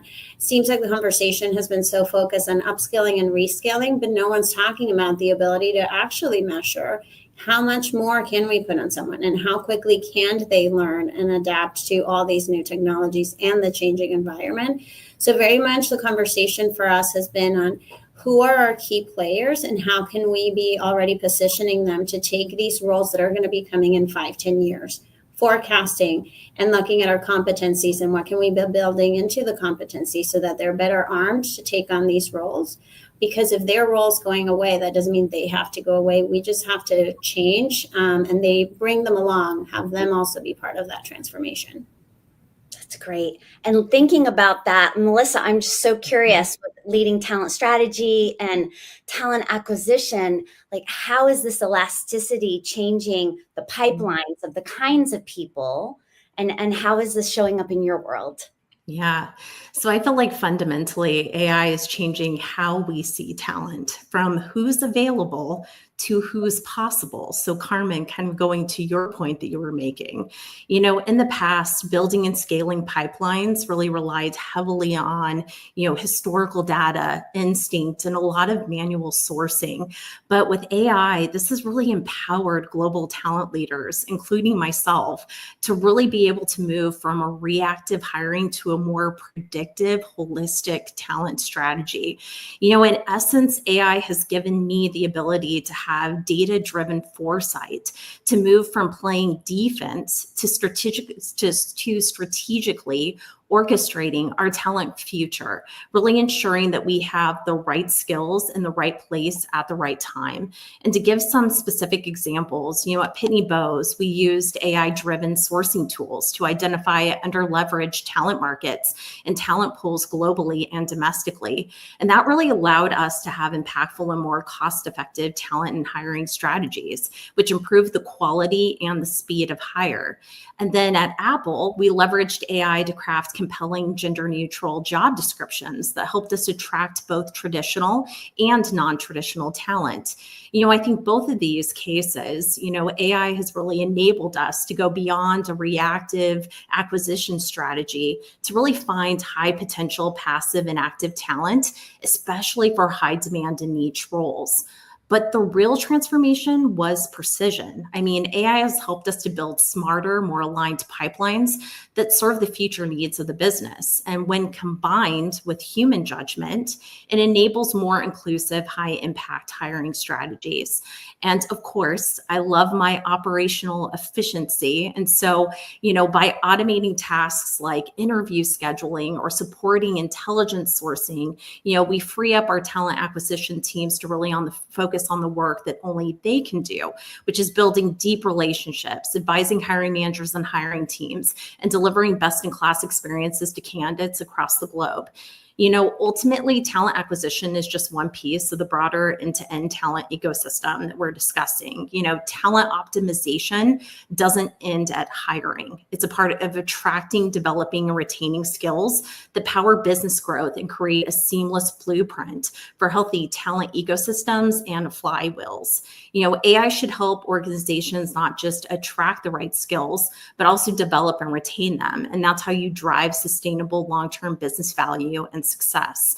And, I believe at the end of the day, AI isn't here to replace the human in hiring. It's here to amplify our ability to make smarter, faster, and more inclusive decisions. And when we use it intentionally, we're not just filling roles, we're actually shaping the future of the workforce. Yeah. So true. So many places. Melissa, thank you so much.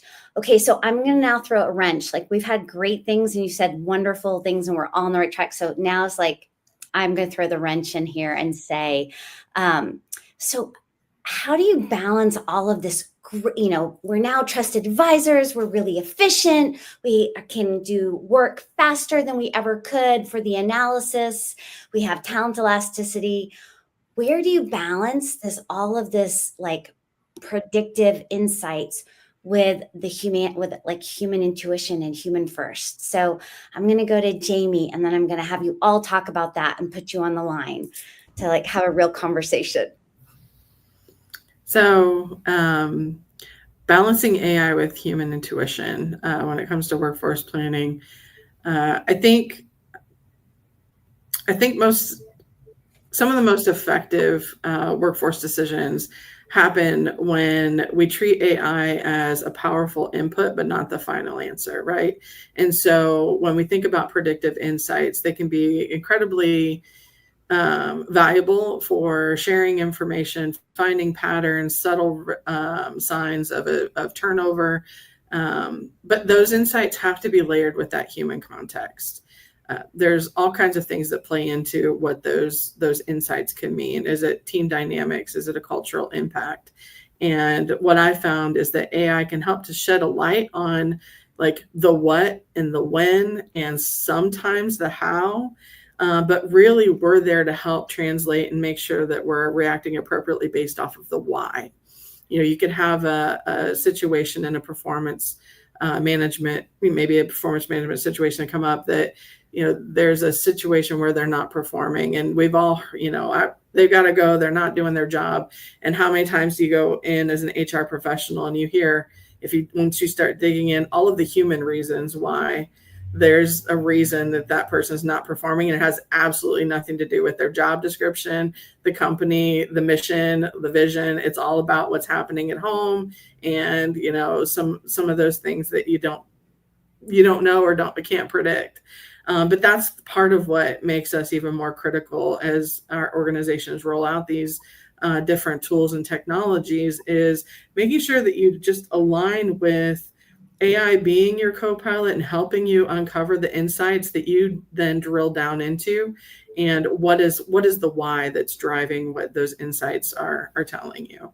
Wow, Jamie, I love that you said the why. I always talk about the how. So now I feel like you gave me another tool in that. Carmen, talk to me about, you know, with this agentic AI, right? We, like last night, I teach an MBA class, and we're talking about in 2025 now, the biggest use for AI with the new companies coming isn't efficiency or analysis, it's actually psychological.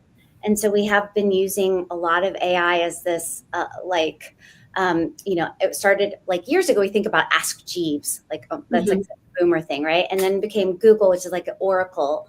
Like, how are you using agentic AI in a way, or just any AI, as I'd say like a co-pilot or a really smart cat and a data point, rather than like the end all be all for your decisions as a chief people officer? Yeah, it's exactly that. It's augmenting the human capabilities that we already have. And so I like the word co-pilot. It's also a partner.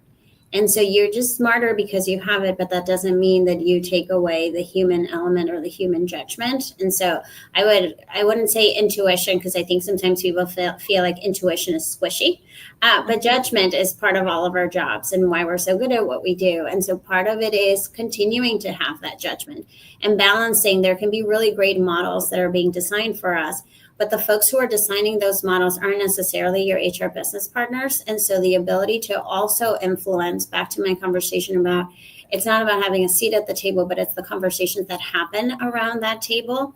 And so sometimes the problem with the algorithm or with how the AI has been built has to do with the formula.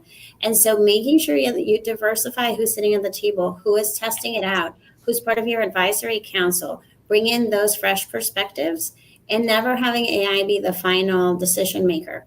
The human is still the decision maker. The HR business partner, the strategic person, the chief in the role is going to use all of those inputs. But back to Jamie's comment about, there's just so much that happens beyond it there is nuance and context that you learn after doing these jobs for so many years that nothing is ever what it seems. And so there's always a question behind a question. And so you have to allow that pause for reflection. You have the data, but then someone needs to insert their judgment. Someone needs to ask a few more questions. And that's how we balance it. I saw some questions here in the chat around, are you using external tools, internals, and how are you balancing that? And particularly for us, we've started with just our internal homegrown tools to have that safe space for us to still be able to play with it and feel comfortable before we use a tool that's external. And also, it's really about adding capability. Someone was asking, well, are some of the roles going to go away? They might go away, but it's back to my point of the shifting and back to elasticity. And so it's thinking about how someone who traditionally had a role that was very operational can now pivot to something using agentic AI to take care of 80% of those rote questions that were coming, and now using the human judgment to add more capabilities to our team in ways that before we wouldn't have been able to do. Oh my gosh, Carmen. So second, great point. So human intuition can sound too squishy and really about human judgment. Thank you so much for that. I think that really, I think sometimes when I'm speaking with developers and even in my CFO partnerships, really being able to speak to them in a way that they can hear us is so important, and that human judgment helps so much. Marco, how are you really balancing the human first and the AI enabled work? That's a good question, and let me throw something else out here because I think it's really important, and it's something that differentiates the experience that we can have with a machine or with a person, which is empathy, right? And I really believe it can augment us, it can give us a lot of data, it can help us a lot on the decision making. It can't be the decision maker. For me, that's absolutely clear. And as the technology evolves, of course, we need to build the guardrails for those things to be managed and to be controlled.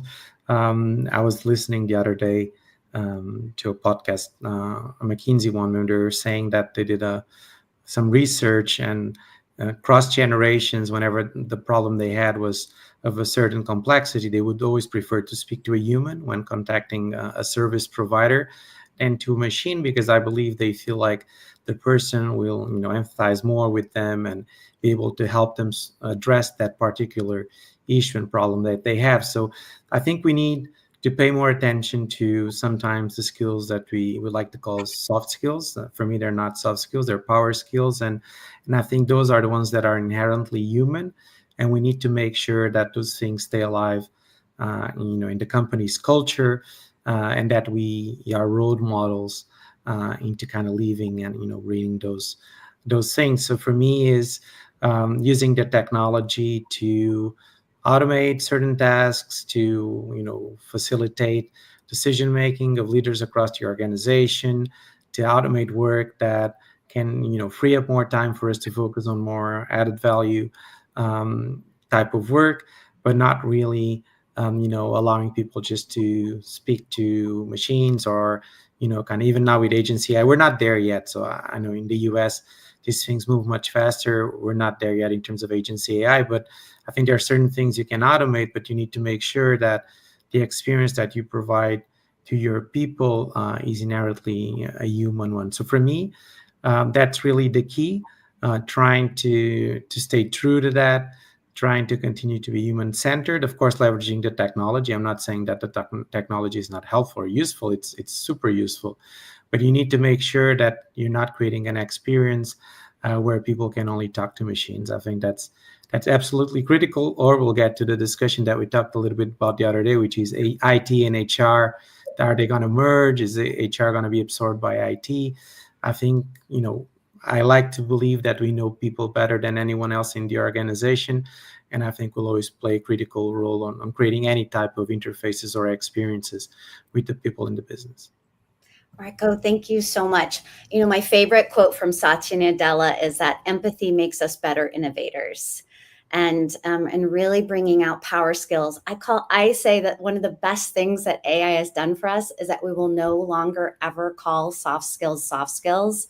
they're human skills or power skills, but we don't have to have that fight anymore. So I'm really grateful for that. Melissa, in really talking, I think that talent acquisition and recruiting is the place where we have the ability to fall back into just like my gut and that kind of bias, the human bias, confirmation bias. Talk to us about and share with our audience like how you balance the humanity and the advisory piece of AI. Yeah, so I think we have to remember that, AI reflects the data that we give it, our data. And if that data is biased, so are the outcomes. And so it's not enough to add fairness filters. We need to design AI systems with inclusive intent from the start. And like you mentioned, Cher, I mean, especially in talent acquisition, when you think of assessment tools, when you think of selection tools, and we talk about the human touch, the human element, and the human assessing capabilities, AI is really meant to, and it's designed to give you more information quicker so that you can take that information and then assess it and use it as a data point, not use it as the end all be all. And so I think it's really, really important that we build equity into any of our talent systems, up front. And, like I mentioned, at Apple as an example, we used AI to neutralize gendered job language, which really helped us to neutralize bias in how we attracted candidates, which improved the inclusivity of our talent pipelines. And so, the real impact came from embedding governance, like we were doing bias audits, we were doing diverse development teams, we were having constant human oversight. And so I think it's really important that you keep equity as a part of the process. You're not putting it at the end, because it's a part of how the system should be really trained, used, and built. And so, I think that this is something that we need to constantly consider and assess, as we're thinking about our talent landscape as a whole and our talent ecosystem and the systems and the tools that we're implementing to ensure that, we're keeping this front and center around biases for sure. Gosh, so great. Melissa, that really goes into also what Marco was talking about at the beginning of the conversation about gathering the right data and making sure the data is right to build. So I'm going to segue into that. And Carmen, like what data are you collecting? What data would you like to collect? And how are you in that part of the journey at the moment? Yeah, so we collect lots of different data, and what's been huge for us is having a data warehouse, having inputs from all different parts of the organization and the business. So I can collect, for example, data from our engagement survey. That's super important. But that is only as useful as I can use that in addition to what our finance system is telling us and multiplied with what we're seeing based on some of the IS input. So for us, we're making sure that we have it all together. It's helpful in telling the story. And also the skills data. I think that that's the most important right now. We're moving to a skills economy as opposed to in the past where we were, looking at different elements. And so it's not just the titles that's important anymore. So we're using attrition, we're using capability signals in addition to the headcount and some of those others. But if I had to leave you all with one thing today, it's really connected data. That's what's been the most important for us, making sure that we are validating that by having as many inputs as possible. And that goes back to my beating my drum of collaboration across all of the different verticals. Gosh, that's so helpful and so good to just hear how you're pulling that together, because I think a lot of organizations that haven't started the journey as far are still trying to figure that out. Jamie, what kind of data has been useful for you, or what kind of data are you looking for to be able to collect? Yeah, I agree with Carmen. All that data that played into our people analytics conversations in the past is where I think a good place to start, and has been very helpful as I think about the strategy related to incorporating different AI tools or opportunities for agentic AI. I think the leap that we can make as HR professionals around our talent strategy, though, is taking it from HR optimization and going into more of like an enterprise value for the organization is around how those talent metrics tie specifically to business aligned metadata, like revenue growth, like customer satisfaction, like innovation velocity, and how fast we're able to produce the things that are needed. And I think if we, that's probably what I'm most excited about when I think about what's to come and what data I really want to dig my fingers into in the up and coming months and years as the HR technology continues to evolve, is how do we really position us to be those business partners that understand the business. Our data is around the business. It's geared toward enhancing business outcomes. And we're bringing our people along because we're using that also to allow them to thrive as related to those business aligned metadata metrics. Metadata. I love that. Thank you. And Marco. Well, here in Europe, we have GDPR, so it's more challenging in terms of data. I think one data that is really important to correlate is the employee engagement and the customer experience. And, there are some applications out there that allow you to do that. Not all companies look into that. They kind of treat those things separately sometimes. You're looking at your engagement data. And of course, we do a pulse survey every year as well. And we have a lot of information coming out of that survey. I wouldn't say it's not the most intelligent platform. And I've tried other more intelligent ones before, but I've also seen cases where you can, within the same platform, combine both that engagement data with your customer experience data, and you can really understand what things you can work on within the organization as an HR function that help drive that customer experience and that help drive more value for the business. So for me, those are really important sources of data that you combine. You can really, see something that we sometimes struggle in HR, which is how are we impacting directly the top line of the organization. And if you manage to combine those two, you can really see certain things you can work on that will help your people be more engaged and also create a better customer experience. So for me, that's something to continue to work on. Great. And Melissa, data that you would love to have or that you're using right now that's key? Yeah, so I think that skills data is the new currency. And I feel like most organizations still rely too much on job history. And I think to future-proof talent strategy, we need to capture not just what people have done, but what they're capable of. And we need a deep evolving skills inventory. So an internal talent marketplace. And that really includes data like on internal mobility, learning velocity, adjacent skills, and even informal project contributions. But, like we've been talking about, your data is only as good as the data that you put in. So, having clean, integrated systems, having good data hygiene, all of that is so critical and important, and having the processes in place and the organizational structure and alignment to be able to support putting in the right data too as well. And I think with this foundation, AI can predict reskilling paths, as well as it can surface hidden paths and talent and power true agile workforce strategies. So I think the power is there. It's just how you manage the change management, how you manage the data that you're putting in the system. And a lot of that is organizational change, organizational readiness, and design and process design. Great.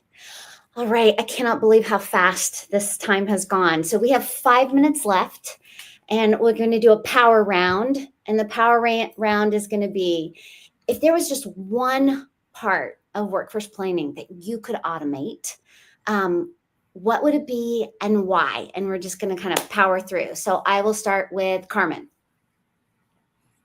I go with skills gap analysis. We've all been talking about it. It's a skills-based economy that we're heading to. And I think that would be where I would put all my resources right now. Awesome. Marco.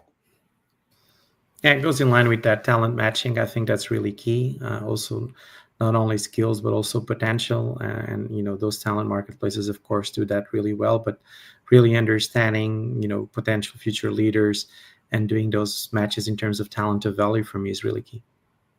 Great. Jamie. Real-time skills is definitely going to be top of mind as well. But I would also like to say that aligning the scenario planning that I mentioned at the beginning, if I had something that could help me run scenarios in real time, given different inputs based off of our either past history or whether it is our skills database or whatnot, I think that scenario planning would be extremely helpful. Okay, when you get that, I want that too. Yeah, for sure. Melissa, what about you? Yeah, so I should just say ditto, right? It would be skill-based opportunity matching, both internally and externally. Internally, it's AI can power a dynamic talent marketplace. But I really think externally, when we think about attracting talent, AI transforms sourcing by moving beyond job titles and resumes. It's matching talent based on transferable skills, growth potential, and trajectory. And so it's really helping us build smarter, more equitable pipelines for roles that are evolving faster than we can even write job descriptions right now. So those would be the areas that I would focus on, both internally and externally. Right. I could just say, like, there are so many other questions we could go through off of just the skills matching and the scenario planning for role design, and so many other pieces that connect. But I want to be conscious of time. I just want to thank you all so much for people to be able to listen to this conversation with key talent executives and chief people officers to really forward their journey. So it's almost like you guys are the personal AI for people in these roles, so that they have a real-time view rather than just asking their ChatGPT on how do I optimize my talent optimization and workforce planning. So thank you guys so much for being here. And I think we'll close out the session here. Thanks so much. Thank you. Thanks, Take everyone. care. Thanks, everyone. Thank you. Thanks, everybody. Bye. Bye.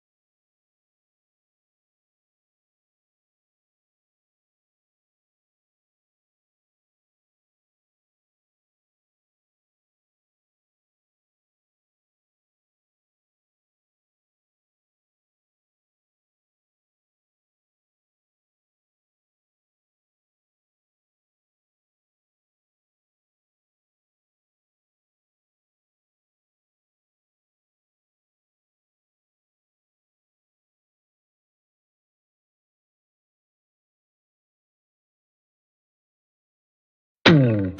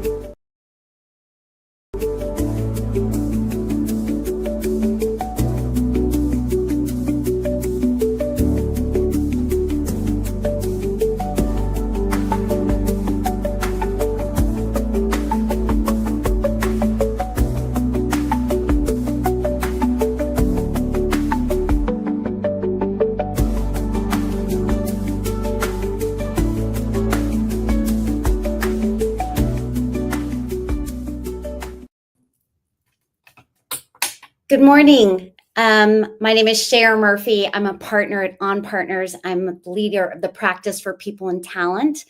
And today we are continuing the conversation for the AI Experience Summit with Hacking HR. And I'm excited for this next conversation, AI-enabled learning, development, and upskilling. It's a conversation that every organization globally is having. And I'm excited to have a global conversation with leaders who are experts in this area. And I'd like to welcome the panelists to the stage. Good morning or good afternoon. How are all of you today? Good? Great. Doing well. Thanks for Fantastic. coming. Thanks for making the time. Good, thank you. This is a topic that I have with every chief people officer, with CEOs, and with experts and analysts in our field. So thank you so much for taking the time to share your expertise with our audience globally. I'm going to ask you guys to introduce yourself, and then we'll start the conversation. So I'll start with Yasser. Hi, everyone. My name is Yasser Ahmed. I'm the Global Vice President of People at HelloFresh. If you've heard of HelloFresh, we're a meal kit company, quite popular in the US, UK, Europe region. My role is mainly around kind of talent management, HR, just half of the remit in HelloFresh is HR world. And I've been doing this for the last 15 years, very passionate about AI, and this topic in particular is something I'm working very closely on at HelloFresh as well, and outside of work. So very keen to be here. Thank you for having me. Great. Thank you, Yasser. Sasha. Yes, hi, I'm Sasha Sidorkin. I'm Chief AI Officer at Sacramento State University. Yeah, my role is to oversee implementations into educational practices, not the development of technology itself, but implementation issues mostly. Great. Thank you so much. And Ryan. Hi, I'm Ryan Herring, HR professional with over 20 years of experience, most recently Chief HR Officer for one of the largest community colleges in Idaho, not Iowa, but Idaho. Excited to be here. My passion's helping people identify ways that they can better themselves within an organization. Great. Well, Ryan, just to let you know, I'm in Idaho as well. So we have the Idaho is representing in the conversation today. What I love about this panel as we start is that we have both academic and professional business expertise. I'm also a professor at Pepperdine University and teach inclusion and talent management. So such a great conversation. So as we talk about AI-enabled learning, development, upskilling, I think the beginning conversation to have is what are exactly the skills that people need to be able to use AI, I'd say for productivity or for even for gap analysis and learning. And I'd love to start with Yasser. Yeah, sure. So I think for us and for myself, my observation has been that people sometimes overcomplicate their understanding of AI and what needs to be done to utilize AI. So very commonly, we'll see individuals kind of prompt on any kind of generative AI and then feel like the answer is not good enough. Whereas in reality, if they simplified it and they actually maybe did a voice memo, explained what they wanted in a bit more detail, the generative AI can create something a bit more customized or a bit more detailed. So I think one of the things that earlier on, something that we kind of focused on and a lot of people in our organization have focused on is the prompting, right, on the generative AI. Beyond that, then it's about the stuff that we don't know, what we can utilize and use to enhance our workday. For example, I always give this example actually, because I think it's one of the most ironic ones, where my emails, I now use generative AI to respond, right? I automate my emails. So drafted emails are already created for me. I review them, select the version I want, and submit. And more recently, over the last 6 months, people have said, hey, Yasser, you know, what's happened? And I said, what do you mean? They said, well, just so much nicer. And my response rate has increased. So what's happening is like this is creating an efficiency in itself. And just explaining that some of the efficiencies are not so obvious. They're a result of the human interaction piece. That's something that we've been really kind of focusing on as well, which is like, how can we utilize that? So I'll stop there, let the others jump in, but definitely something I'd focus on is how you prompt. I love the how you prompt. And I'm also excited about, we'll talk about throughout this whole conversation, that it's not always in just an efficiency. It can also be in not just the what we're working, but the how we work and that human connection. Sasha, do you want to share about what skills people need for AI productivity and connection?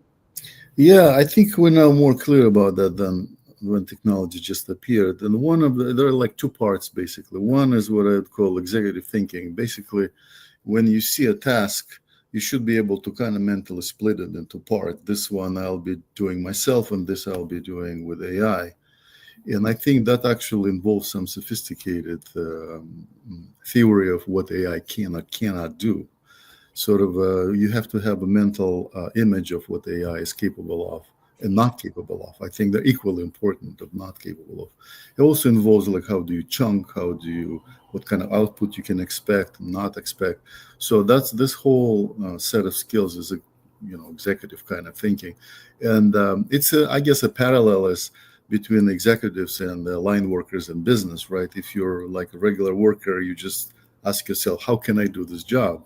When you're an executive, you're thinking, who is going to do this job and how I divide it up. So everybody is now becoming kind of more of an executive because you have this assistance that you can use. So that's one part. And the other part, I would call it the discerning thinking, because you also need to be able to evaluate the output. So, and it's not the simple thing either. I mean, sometimes it's obvious and you can kind of, if you want to write a memo, you can see right away if it's good or bad. If you want to be more complex, like research project with AI, that's not so simple. You have to be able to validate for truth. You have to be distinguished between like a form and substance. Is it nicely written, or is it actually has a thought in it or an idea in it? And that skill doesn't come naturally to people. We always assume that if it's well written, it must be good. It's not anymore. It's completely two different things. So that's the second set of skills, I think, that you kind of need to be able to spend more time and edit and evaluate.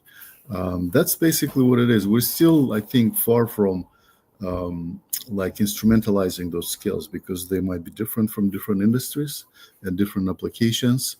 Yeah, I think that's the two most basic kind of parts of the skills that we need to have. When I moderate, I listen for like sentences that we can have our audience hold on to. And I think really the executive thinking and discerning thinking, and really getting comfortable and being able to develop that in yourself is definitely a key that we're going to carry from this panel. So thank you. And Ryan. You know, Yasser and Sasha hit on two of the big ones for me. You know, the how you prompt is so huge. You know, as you start getting into the more research related things, getting more complex, and the information you're providing, you know, the better the information that goes in, the better the result that comes out. But then to Sasha's point, having that ability to critically think about what you're reading and what you're looking at and how you're going to utilize it, that's equally important. I think the one thing, in my opinion, I'd add on is, you know, this skill and willingness to be creative in how we're using AI. There's so much potential to automate the simple work that we have to do on a day-to-day basis. You know, the email responses, the chat bots, all of that. The more creative pieces are, how can AI become a partner in your day-to-day? That way you're as a whole more efficient in utilizing your whole self. Oh, Ryan, I love that. I really think that the biggest threat, one of my favorite thought leaders and writers is Jeff Wetzler, and he says that curiosity is the biggest threat at the current moment. It's not AI or tech, and that curiosity to drive creativity is like very key for us. So in thinking about that and moving fast and being more productive, Yasser, you know, HelloFresh, I know, moves really fast. So with all of this ability to like increase effectiveness, how are you using AI to accelerate development without having people go into overwhelm? So we have, so firstly, our philosophy is fast following, not early adopters. I think it's always best in these instances to be second place, not first place, because first place usually has got the most scars. So copy and pasting is a lot quicker for us. And we devise, there was a great article by Ethan Mollick, I think his name is. He's from Wharton School. He talks about cyborgs and centaurs, and he uses the analogy to explain how people will use AI. And that's the kind of approach we have, where you think of a cyborg as someone who embodies AI in their task and mixes it and merges it within the task. So working with it continuously, whether that's drafting emails, writing code, whatever it may be. And then you have the centaurs, where it's a clear divide of what the human part is and what the AI part is, that the tasks are driven. So from our side of things, one of the things we're focusing on is automation. What can be done quicker, as opposed to trying to do stuff that's overly creative. The first point of call for us is, what can we reduce? Where is the admin that we can take away so we've got more creative thinking? Because this is the part that's most known to us. The problem with, well, I think the problem with AI is the unknown unknowns. So you have your known knowns, your known unknowns, your unknown knowns, and your unknown unknowns. And that's the problem, the unknown unknowns. I don't know what I can do with AI. I know that there's a lot of possibility. But for me, let me prioritize and be ruthless in my prioritization of admin, automation, streamlining current processes. So that's something that we've been prioritizing.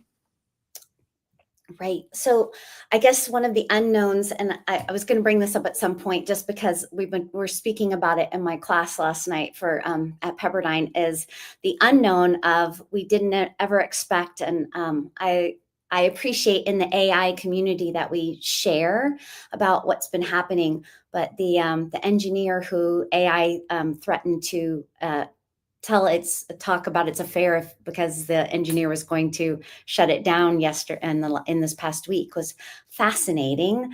So where that's kind of unexpected, that would exceed my understanding of AI. What's one area of learning and development where AI has exceeded your expectations, Sasha, as we think about what it can and can't do? Well, I think it's a large language model, and I think its ability to process natural text, create natural text is probably the most impressive thing it does. So far, it's the best it does. I mean, it also can do well with coding and with image creation and other content creation, data analysis and all of that. But it was not created for any of that. It was created for language processing. So yeah, sometimes I think like many other people at the early stages, I was very, very impressed by how human it sounds. Now I am completely cooled down. It's really not human at all. But I think that's, its ability to actually synthesize texts. Like if you have two different things, you have a transcript of your conversation with a colleague and you want to produce a memo out of it, it's best at merging different multiple text and creating a new one. And I think in the business world, that's one of the most common things that we do. We pull from here, from there, we compare proposal against standards or laws or something like that. So comparing two texts, merging two texts, or making short text long and long text short again. So those kind of things are the most impressive and I think very, very useful in many business operations. And in learning and development, where do you see it falling short? Yeah. With learning, what we discovered, and I'm sure Ryan can attest to that too, is that the technology is incredibly disruptive to our operations. Very, very disruptive. I think people underestimate how badly it actually affected higher education and also K-12. Is because that we built our learning on like written tasks, write me a lesson plan, or write me a report, or write me an essay, something like that. And now suddenly we find out there's assignments are kind of useless. You don't really, do them anymore. And that created a huge amount of panic among the professors. Majority of professors in this country are in panic mode and they don't know what to do. So that's kind of and of course, I keep telling people, well, you have to kind of rethink your learning outcomes. What are you working towards? And then you can rebuild your curricular sequence. But it's easier said than done. I mean, we're talking about revising some of the curriculum that's sometimes hundreds of years old, and you have to replace it with something else. So I think that's the most painful, like a point of pain right now. But students don't have any of those problems. If you give them a well thought through assignment with AI, they'll do it and they're happy to do it. It's less boring than the regular, college essay. So I really didn't see any kind of struggles, like excessive struggles that students have. It's really the professor's problem. Fascinating. Well, I see Ryan is like nodding his head continuously. Ryan, talk to us about where it exceeds and where it falls short for you in learning and development. In learning and development, this ability to, look at the information at hand and bridge those gaps, and help identify where there is space for those employees to further enhance those durable skills. To Sasha's point, we're in a new world, right? We moved on from calculators into utilizing Excel for a lot of our POM work. And, there were the early adopters that were like, this is the way to do it. But I remember back in college, I still had to write out how to do linear programming. At this point, so much information can be captured by AI and regurgitated in these simple ways that, the focus needs to be how do we then help our employees utilize, that tool to identify where they have the gaps and where they then focus the energy on learning so that we're focused more on those critical thinking skills at that higher level. I think, when I look at where AI falls short, and this is the challenge spot we have to live in, is it's gospel. If it's on the internet, it's true. We see it on a regular basis. This ability for the hallucinations and people to misinterpret the information, or based on how that prompt comes out, you're getting something entirely different. Being able to navigate your way through that's a skill that I don't know that everybody has just yet, and that's where AI is a challenge. Okay, so let me just add one little thing and then I'll go to Yasser. So on top of that, having said that, like, how are you trying to have AI and learning drive behavior change rather than just content? I think the biggest thing that I've tried to utilize with teams is really leaning into providing the prompts as to, We have the evals for the employees, right? We have company values, we have missions, we have objectives, we have all of this stuff. Loading that information into AI helps us chart a course for those employees. So we're able to start creating more individualized learning and development plans, where historically we'd have to have a team of 4 or 5 people working through that. But now we're able to put in the prompts and the inputs, and it kicks out this phenomenal result that we can then utilize to shift behaviors in ways that we may not have noticed, because we as humans have biases. Whereas AI, in theory, hopefully doesn't have those same biases. Right. And it does have pattern recognition. So I think that's its own form of bias, to be honest, but that's just me as a user. Yeah, sir. Very true. Very true. Yeah. Talk to us about like being the chief people officer in a company. Where are you seeing your expectations exceeded and where is it falling short? Well, I think in not just in our organization, but in many organizations, people are afraid to admit how much AI they use on a daily basis and the efficiencies it's creating, because they don't want to show that they kind of did things the quick way, so to speak.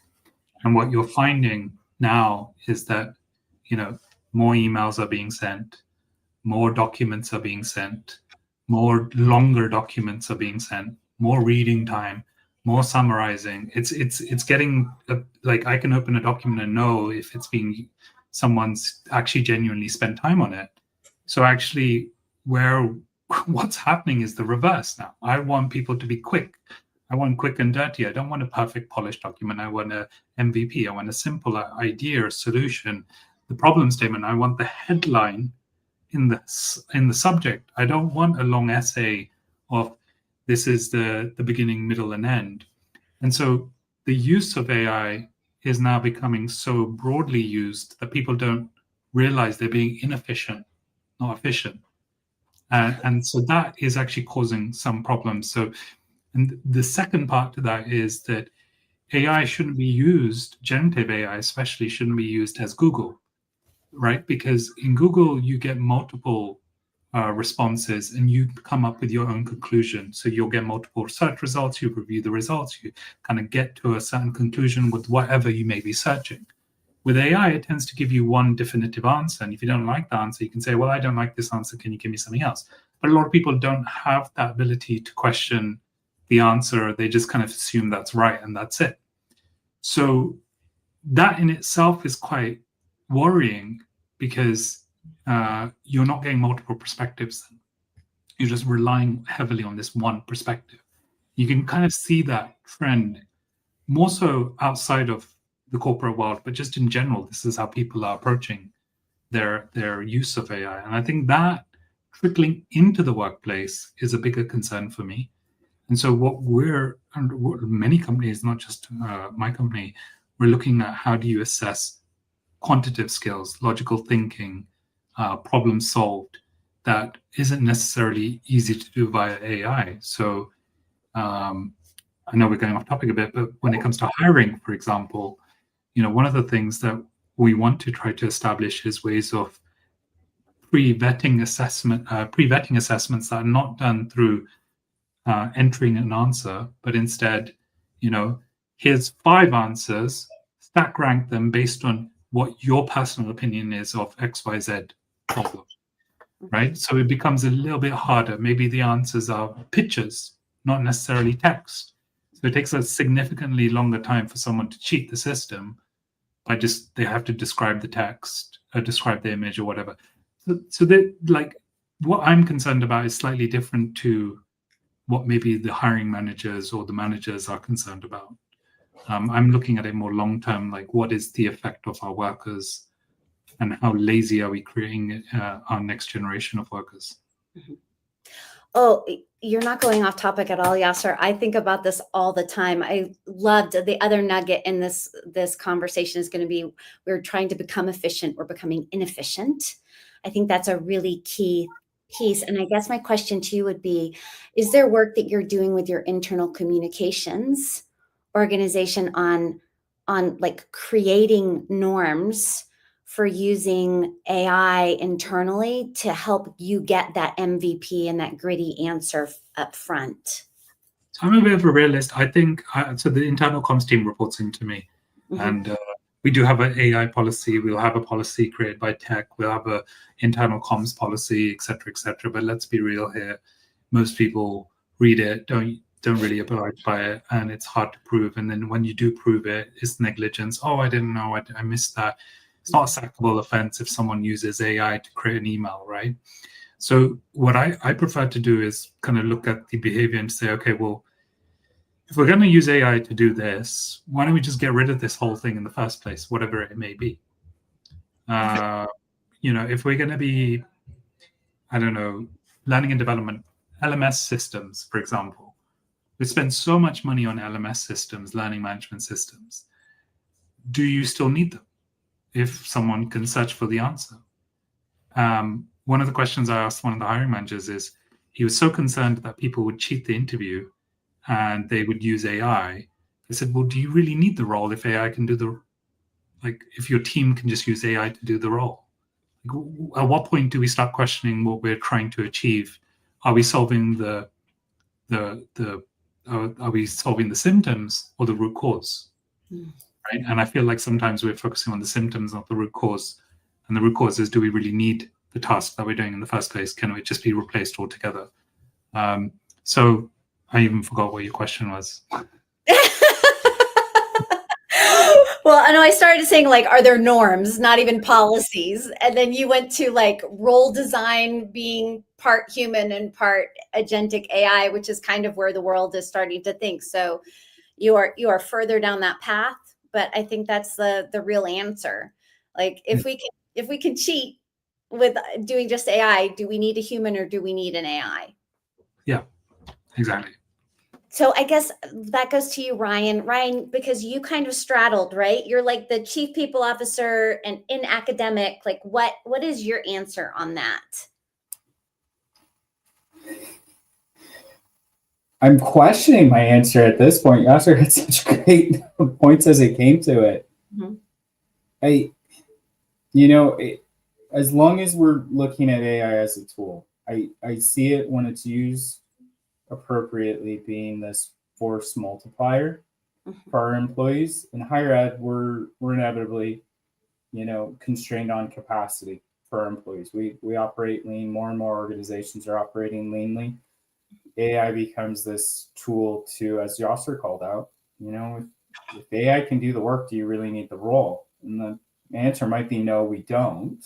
And then we augment and we enhance and we utilize people in a higher level, which further develops what we can do. Now, I think when we start talking about norms as it relates to AI usage, I'm kind of pessimistic along those lines with Yasser, which is we can put as much as we want in front of people.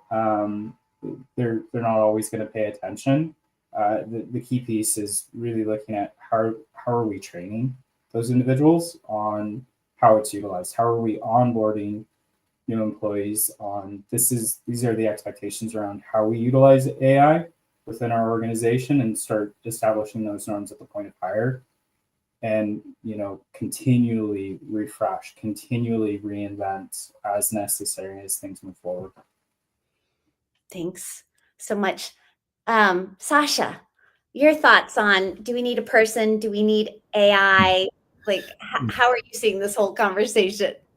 Well, I mean, I think Yasser mentioned that people not necessarily disclose how much they're using, because first of all, why would you just freed up some time for you? You can spend it shopping, or you can spend it. So why would you disclose that you did this work in half the time that you usually do? So for employee, it's no brainer. I'm not going to say anything. I'm just going to use it. And I think there are serious, actually, also anxieties, and because there are implications for workforce, sometimes very much misplaced, like our faculty worry about being misplaced. That's completely not realistic scenario. However, staff should really be worrying, because there are a lot of stuff, a lot of things that they do is really not that creative. It's taking data from one database and punching it into another one. So they should be worried, of course. And there is our unions are increasingly hostile to AI. So there are actually some serious conflictual issues there as well. And to actually affect behavior, you need to think about that there are different tiers of implementations of AI. The lower level, like if it's a one-on-one simple workflow with one person, those are easy to do. It's just you see immediately what the results are. If you try to build like a medium range workflow where several people are involved, that's a whole different story. It's actually becoming a management issue. It's not an education or skills issue. Because, like I talked to my accounting and said, look, you can really save a ton of time by reconciling your receipts with the reports, when people travel or something like that. It'll save you 99% of time. And they say, can you guarantee that it will be audit proof 100% of the time? And like my answer is, no, you need to do what they call the shadow testing protocol. You have to do human way and then machine way, and then the third person will assess who's better. And I think it was Ethan Mollick also, his phrase was, it has to be better than the best available human. Not better than God, but best available human that you have. It's a very different standard. And of course, but again, to implement testing like that, that's actually cost money, and it has to be managed. This data has to be recorded and somebody has to evaluate it. And of course, there is also like a third level when it's enterprise level integration where it actually has direct access to your data. That one is very, very, very complicated. Very few companies pulled it off so far. So it's not actually very trivial at all, and only specialists should really mess with that. And I guess depending on where you are in an implementation, that kind of behavioral changes are different, really different. I mean, it's one thing to educate and say, oh, hey, this thing is great. It's very different to let's build the workflow, and then you agree to trust that what comes to you is actually reliable. That's a different story. So as you can see, probably different industries are affected very differently. Customer service, putting together a bot that will answer a question, easy. I can do it in 20 minutes, right? Try to actually have that bot pull out customer data and do something with that. Suddenly the task becomes very, very complex. Because the picture is so uneven, it's very hard to answer in general. Some industries will decades away from really implementing. Other industries already affected and stop hiring people, right? And most of us are somewhere in between. We have jobs like that and we have jobs like this. So I'm sorry, I'm not trying to personally confuse the picture, but it is very complex. No, I think it's very complex. I think that I hate in one way that the whole conversation around AI makes consultants sound like we actually knew something, because our answer is it depends, right? It depends completely. Okay, so we have about 8 minutes left, but I'm going to ask one question and then a final round.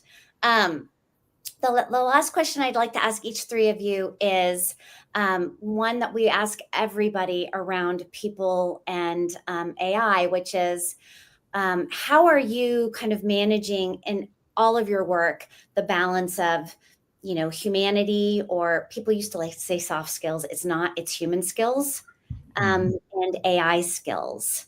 So Yasser, do you want to start with that question? So I've gone full in. I would rather AI, especially in the corporate world, I've gone in my personal world, no.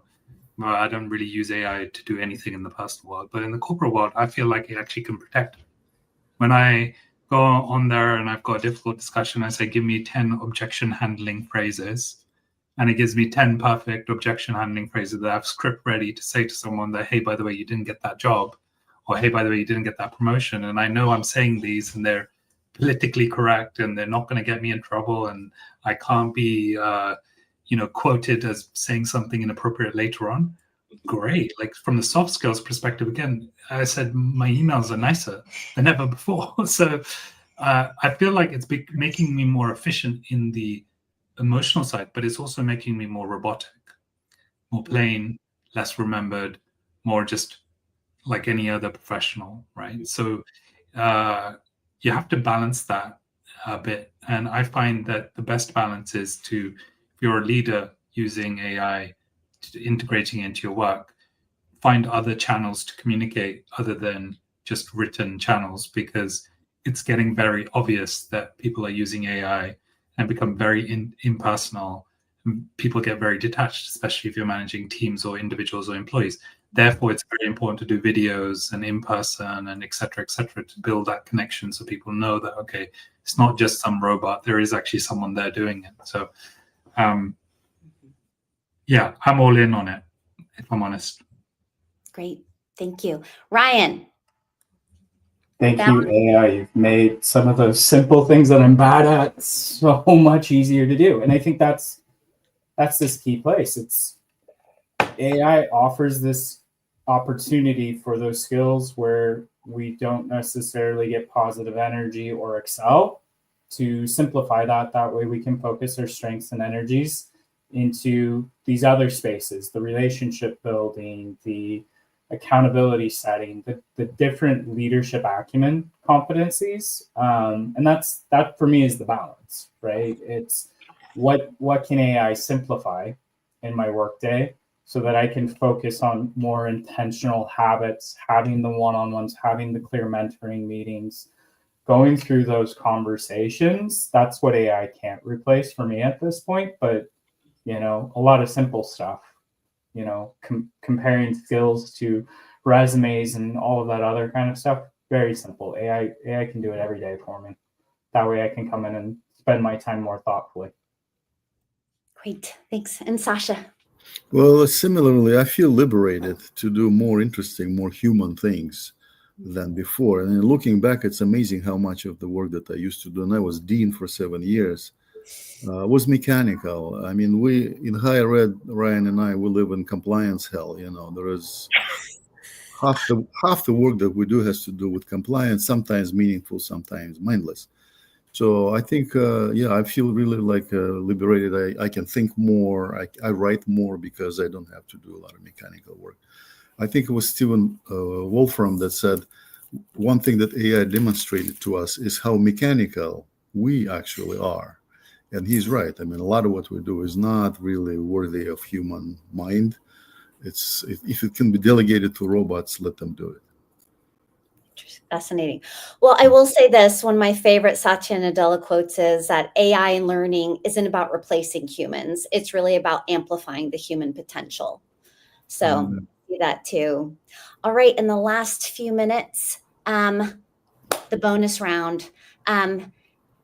If an HR leader wanted to take a bold step to bring AI into their learning strategy, what is one thing they can do, and what is one mindset they're going to need? And I'll start with Yasser. That's a tough question. What is the one thing they can do? Maybe what is the growth mindset is always good. Practice. I think that's my easy cop-out answer. Just have a growth mindset.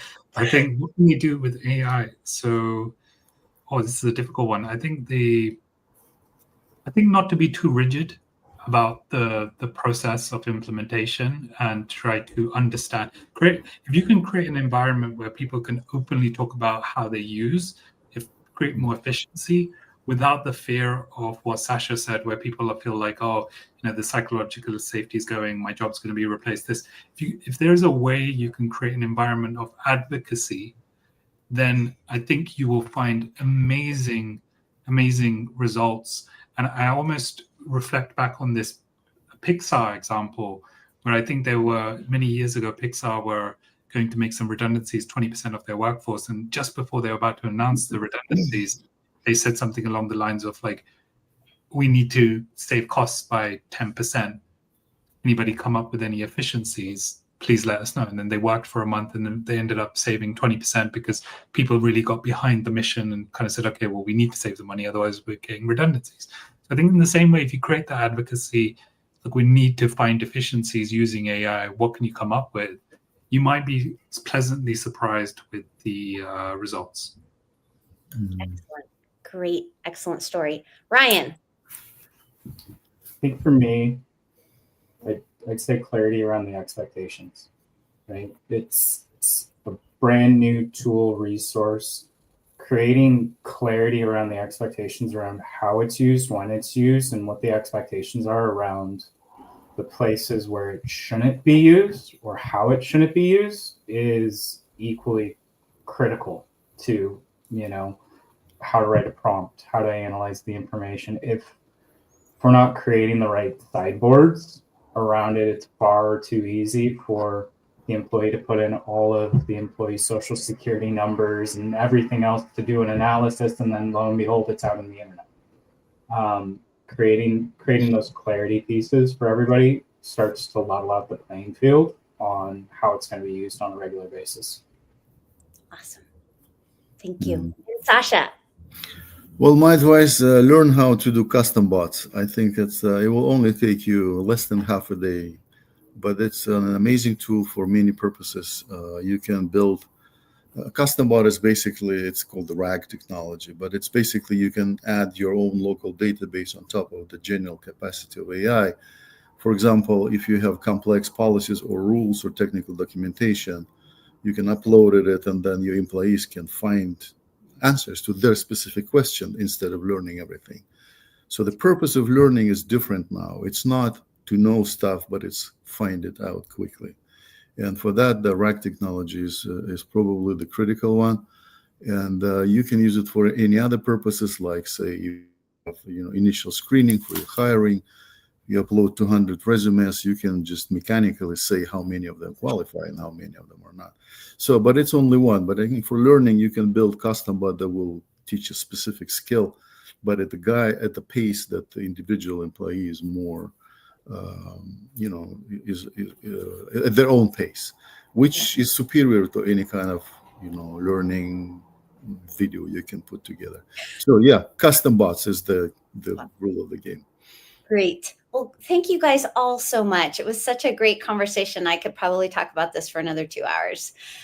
So thank you for joining us. The next panel is measuring AI's impact on business and work performance. And have a great summer. And Ryan and I will be enjoying the Boise River this summer. So don't come to here, go to Iowa. Anyways, just kidding. Talk to you later. Take care, everyone. Bye-bye. Thank you.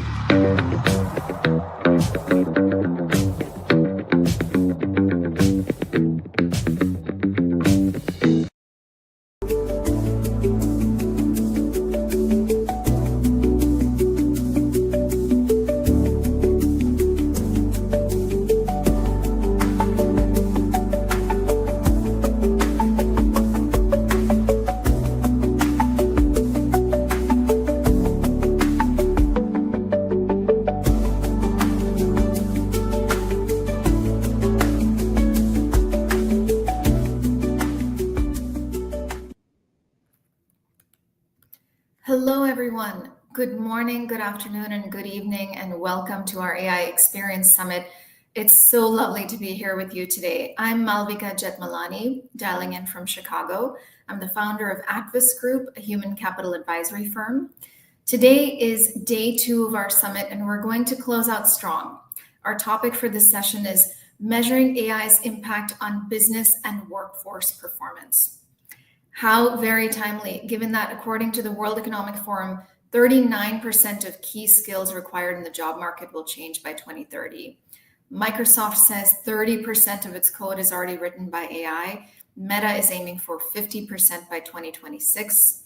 95% of manufacturers are investing in AI, and Anthropic's CEO is predicting that AI could eliminate 50% of entry-level white-collar jobs in the next 5 years. This is all happening now, and you've come to the right place to educate yourself. So now we'd love to hear from you. Let us know where you're dialing in from. So please share your current location in the chat. And while you're doing that, I want to say a big thank you to Jessa and the rest of the Hacking HR team backstage, doing all of the heavy lifting to bring us this incredible content and programming. We have a great discussion planned for you today. So Jessa, if you wouldn't mind, please bring our panelists onto the screen. Welcome panelists. So good to see you. Before we dive into our topic today, let's introduce our panelists. We'll go clockwise as you appear on my screen, starting with you, Sai. Hey, good day, everyone. Excited to be here. Sai Patel from Eaton Corporation. Have responsibilities over HR enablement and innovation. So excited about this session. Hi, I'm Jeff Schwartz. I'm the Vice President of Insights and Impact at Gloat. We are a platform company that works in talent markets, skill markets, careers, and increasingly in work and workforce orchestration. I'm also a professor at Columbia Business School, where I teach classes on the future of work. And hello, I'm Steve Degnan. I'm the former CHRO of Nestle Purina Pet Care. I retired a couple of years ago, and I'm currently doing a little coaching, advisory work, and I sit on a number of nonprofit boards. Thanks for having me. Wonderful. Thank you all. I can already tell this is going to be a great discussion. So let's dive right in. We're not going to waste any time. So Steve, I will start with you. So we'll start in reverse order this time. I would love to know from you, especially given your background, what are the risks that you're seeing in the current environment concerning AI transformations? So again, we'll start with Steve, and then Jeff and Sai, please feel free to unmute and chime in as you would like. So I've talked to several people, some that I used to work with, but others in other industries. And I think there's a big one no one's talking about. And that's actually information security. Because when we engage with AI, if you and I just look something up right now or ask ChatGPT, it goes everywhere and anywhere and becomes part of that system's frame of reference. So wherever and however and whatever we use it on internally, we've got to make sure that we're not talking about proprietary internal information with it. So I think a big struggle for a lot of organizations with how to plug this thing in is where, when, and how and why to use it. If it's a mundane daily activity that we can get better at and add some value to, oh yeah, fine, that's great. But if we start mentioning something specific to our company or our organization or some technology, I believe that's the biggie that's out there right now, the big risk that I actually don't see anyone talking about. And when I've engaged with other people on this, they're telling me, you know, this is where we're stuck right now. We've got a big issue here. And in certain departments, we don't know where and how to go forward with this. So that'd be my 2 cents on a great question.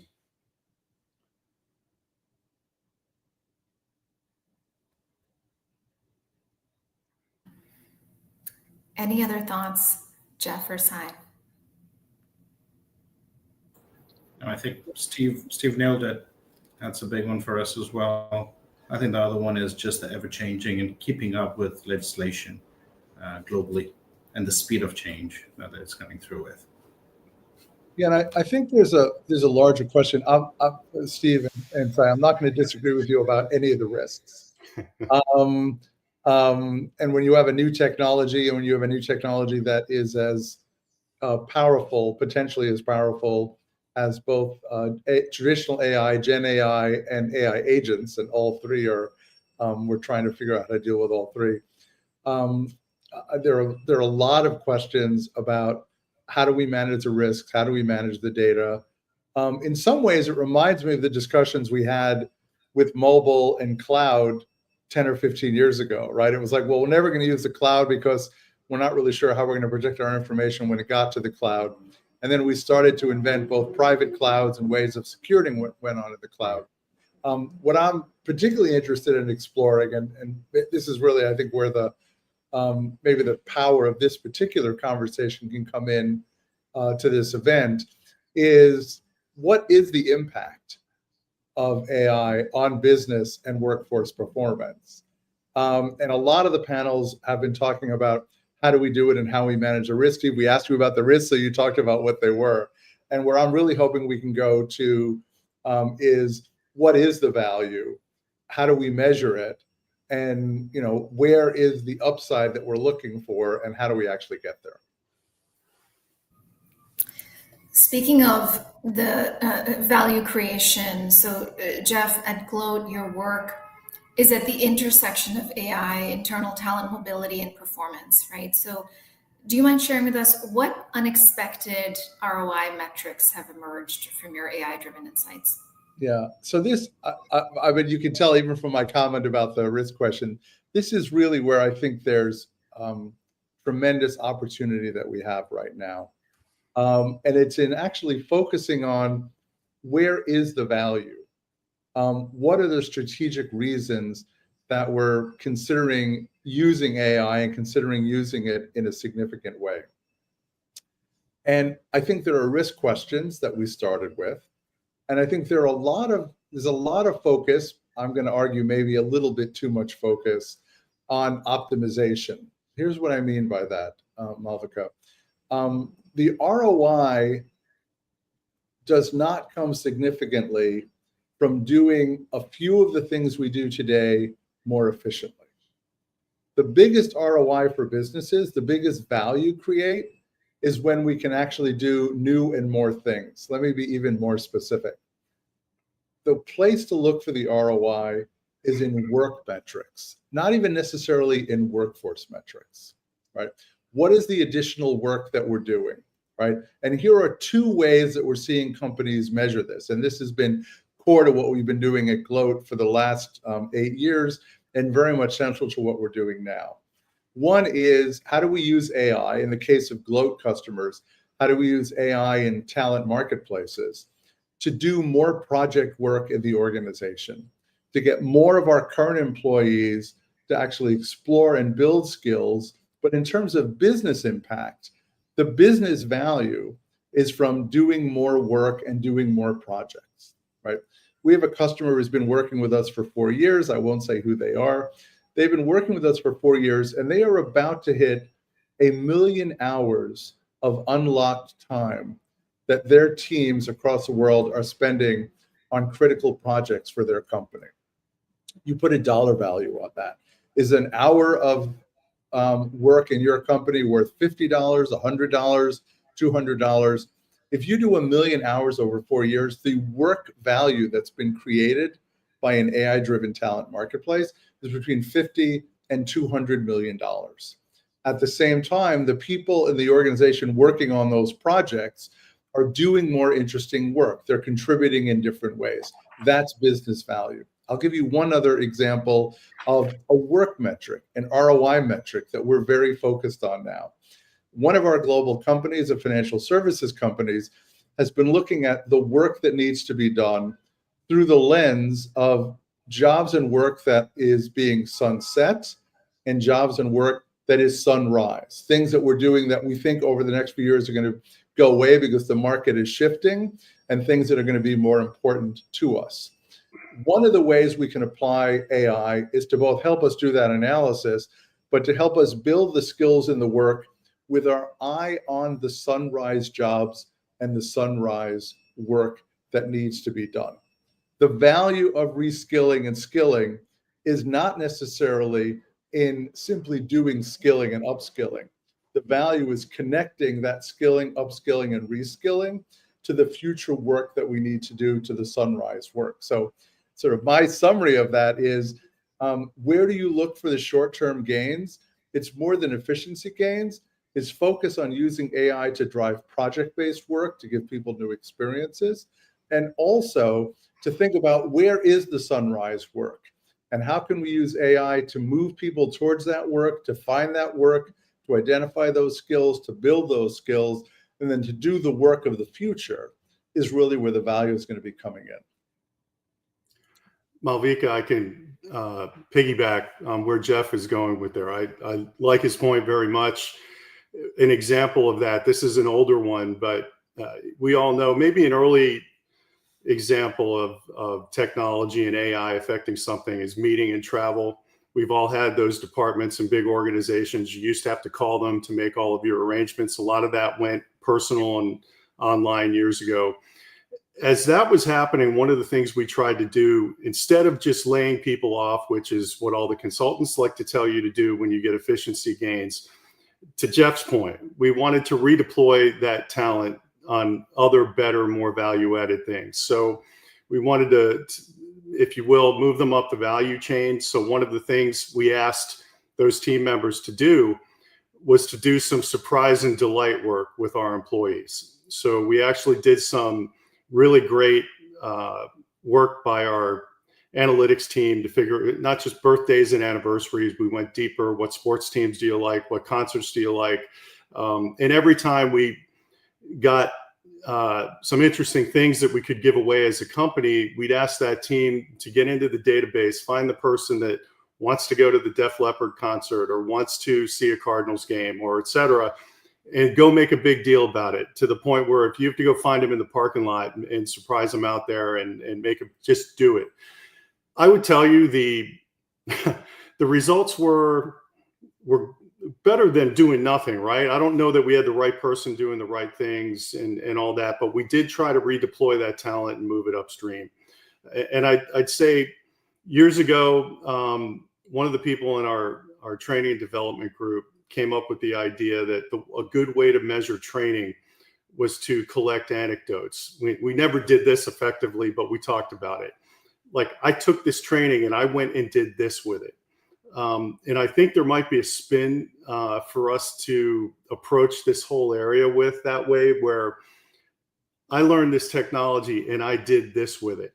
And to start collecting those things, communicate them. You know, there is some basic organization communication and general project management that can go across the enterprise with this stuff, where you take your PR team and you collect the stories, you communicate them to everyone, and you focus them on, okay, I saved some time. What am I going to do with it now?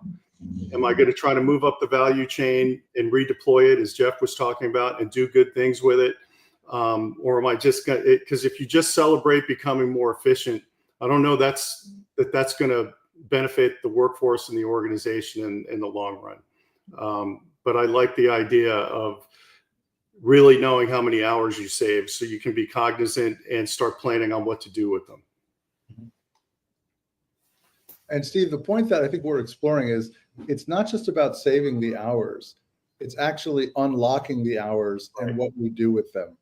And it raises a question. Actually, literally, I was teaching executive education this morning at Columbia Business School, and we were looking at applying AI in wealth management.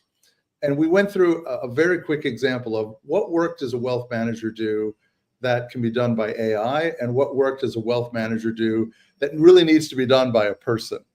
And we very quickly got down to a 70-30 analysis. Gee, this is interesting. 70% of the work that's done in a typical day by a wealth manager can be done substantially by AI, right? And so you can go in two directions on that, Steve, exactly as you've mentioned. You can say, well, there's some senior executive at a financial services company saying, I guess we need 70% fewer wealth managers, right? And that's one way to look at it. But if you step back and you look at the market, the demand for wealth management services, the world's demographically, we know the demographics. The world is not only growing in population slowly, the world is getting older. In many parts of the world is getting richer. There are more people with investable assets, right? There's a growing market for wealth management services. So the opportunity is to look at where the work is, where the strategy is going, and then ask the question, how can I get the wealth managers that I have to leverage the 70% of their time so that they can spend more of their time doing what uniquely human wealth managers can do, right? Is it a growth opportunity, a value opportunity, or is it, gee, can we do what we're currently doing with less? And I think this is part of the exciting part of business value that we're seeing today is the value we get when we focus on where's the growth in the market and how do we combine AI and human skills to actually get there. Great insights. And I'm looking at the comments as well here from our participants. Trisha says, I think Jeff's example goes to the business case ROI for those leaders who are having a hard time coming on board with AI. Not that there aren't risks, but what is the hard dollar ROI as well as employee development opportunities, which goes to job satisfaction and tenure. And then Nabila says, absolutely so important to redeploy talent, saves lots of heartbreak too regarding layoffs. Great insight, Steve. So if you're listening in, please keep your comments and thoughts coming so we can all learn from each other. For my next question, I want to go to you, Sai. So you're in a global innovation role at Eaton. And so given the unique context of your role, how do you balance long-term impact metrics with short-term efficiency gains when you're assessing AI investments? Yeah, so I think, one of our motto is start small, but think big. Throw it, right? You can't boil the ocean in it. But we break everything out in like two categories, like incremental everyday AI that helps functional productivity for users. If you think about Copilot, where it fits in right in the workflow of what individuals are doing. And then there's transformative AI. And that's where, you're changing the way you do business in certain parts to it. You're reorging the business. You're taking work that humans are doing out and putting AI in that place through it. It takes longer. It's larger impact to the organization. The ROI comes in a lot later versus the first one, which is the incremental AI, which I think everyone should be doing out there through it. Anyone that's not playing in the AI world, I would highly recommend, start small. The change management is not as easy as it may seem through it. Adoption in your organizations might not be as easy. So you'll learn a lot of those things when you start going through some of these smaller projects.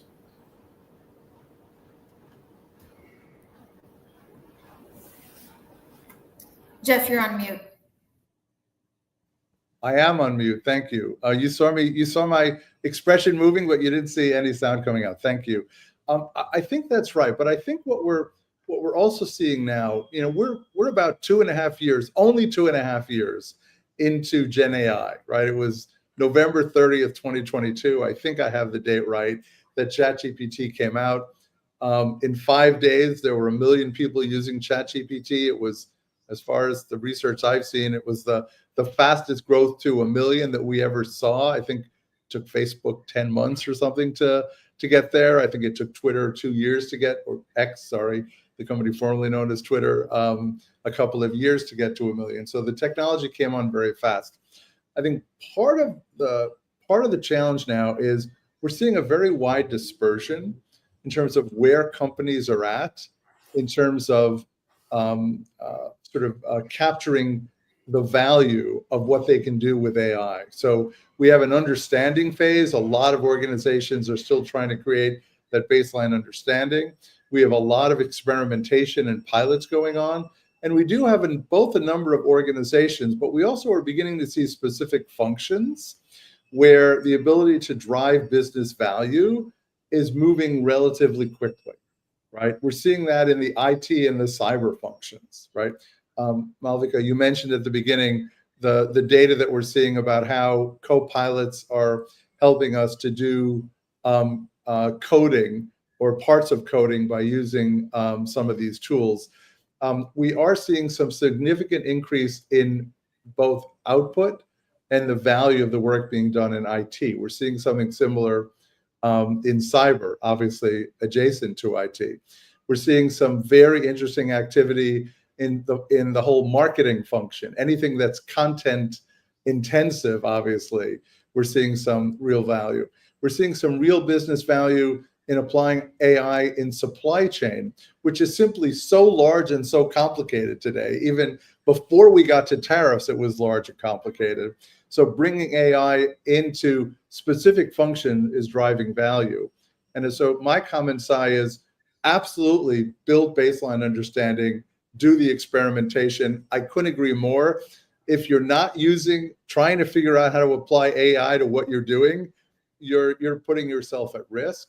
But identifying, are there specific functions and specific work areas in your organization where you should be expecting real ROI in 25 and 2026? Experiment, yes, but find the places that you can actually create that ROI and business value as well. It's not going to be the same everywhere. I think that's part of the opportunity here.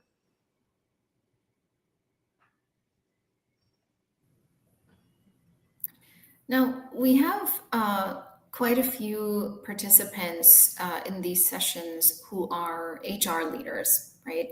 And so my next question is specific to HR teams. So how can HR teams ensure that the data that they use to measure AI's impact is trustworthy and inclusive, and it's not reinforcing the biases of the past? I'll jump in.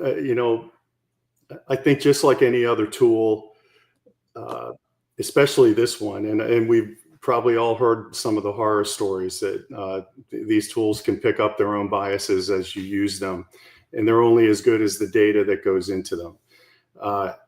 I would probably ask whomever your best analytics people are to develop some forms of audit, especially when you're using these things in relation to promotions, succession planning, or hiring. And you're going to want to know and audit how your trends are looking over time. Who are we talking to? Who's engaging us? Who's making it through the filters that we've put in place?